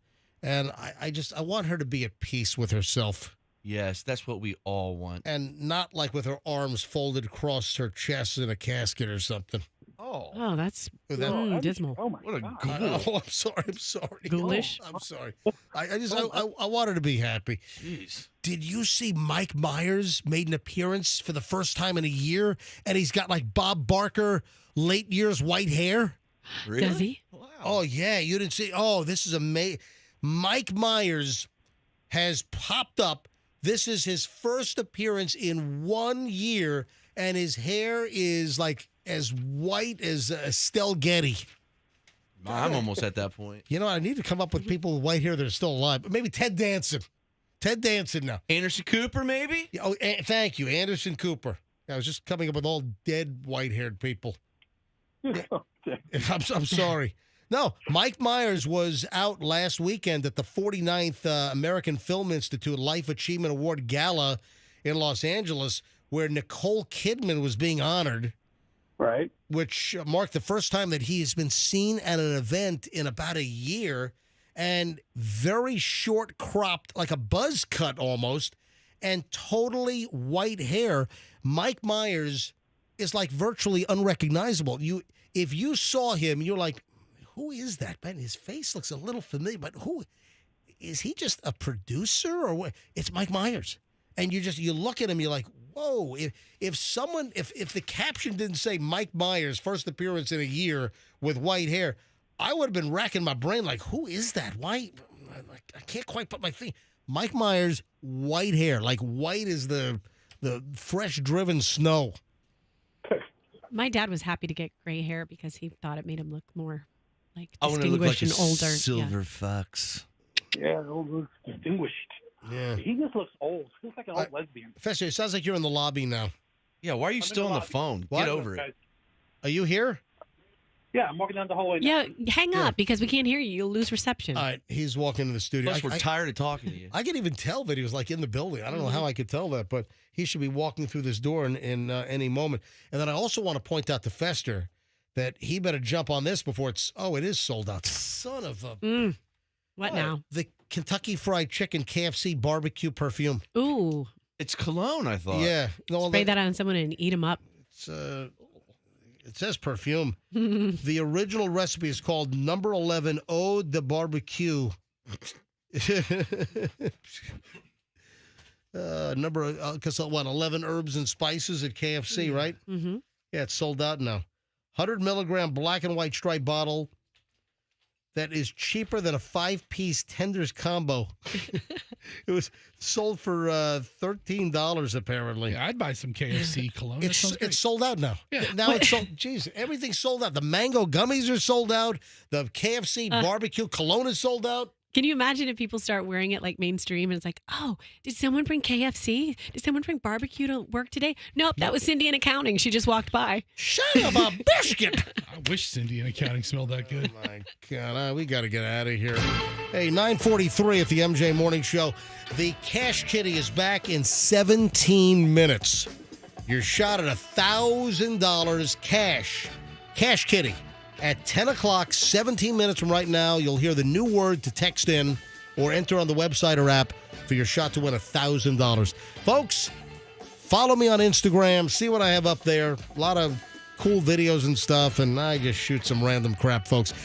Certified MJ Radio is my Instagram, Certified MJ Radio. Roxanne, you are? At Roxanne Wilder on IG. Fester.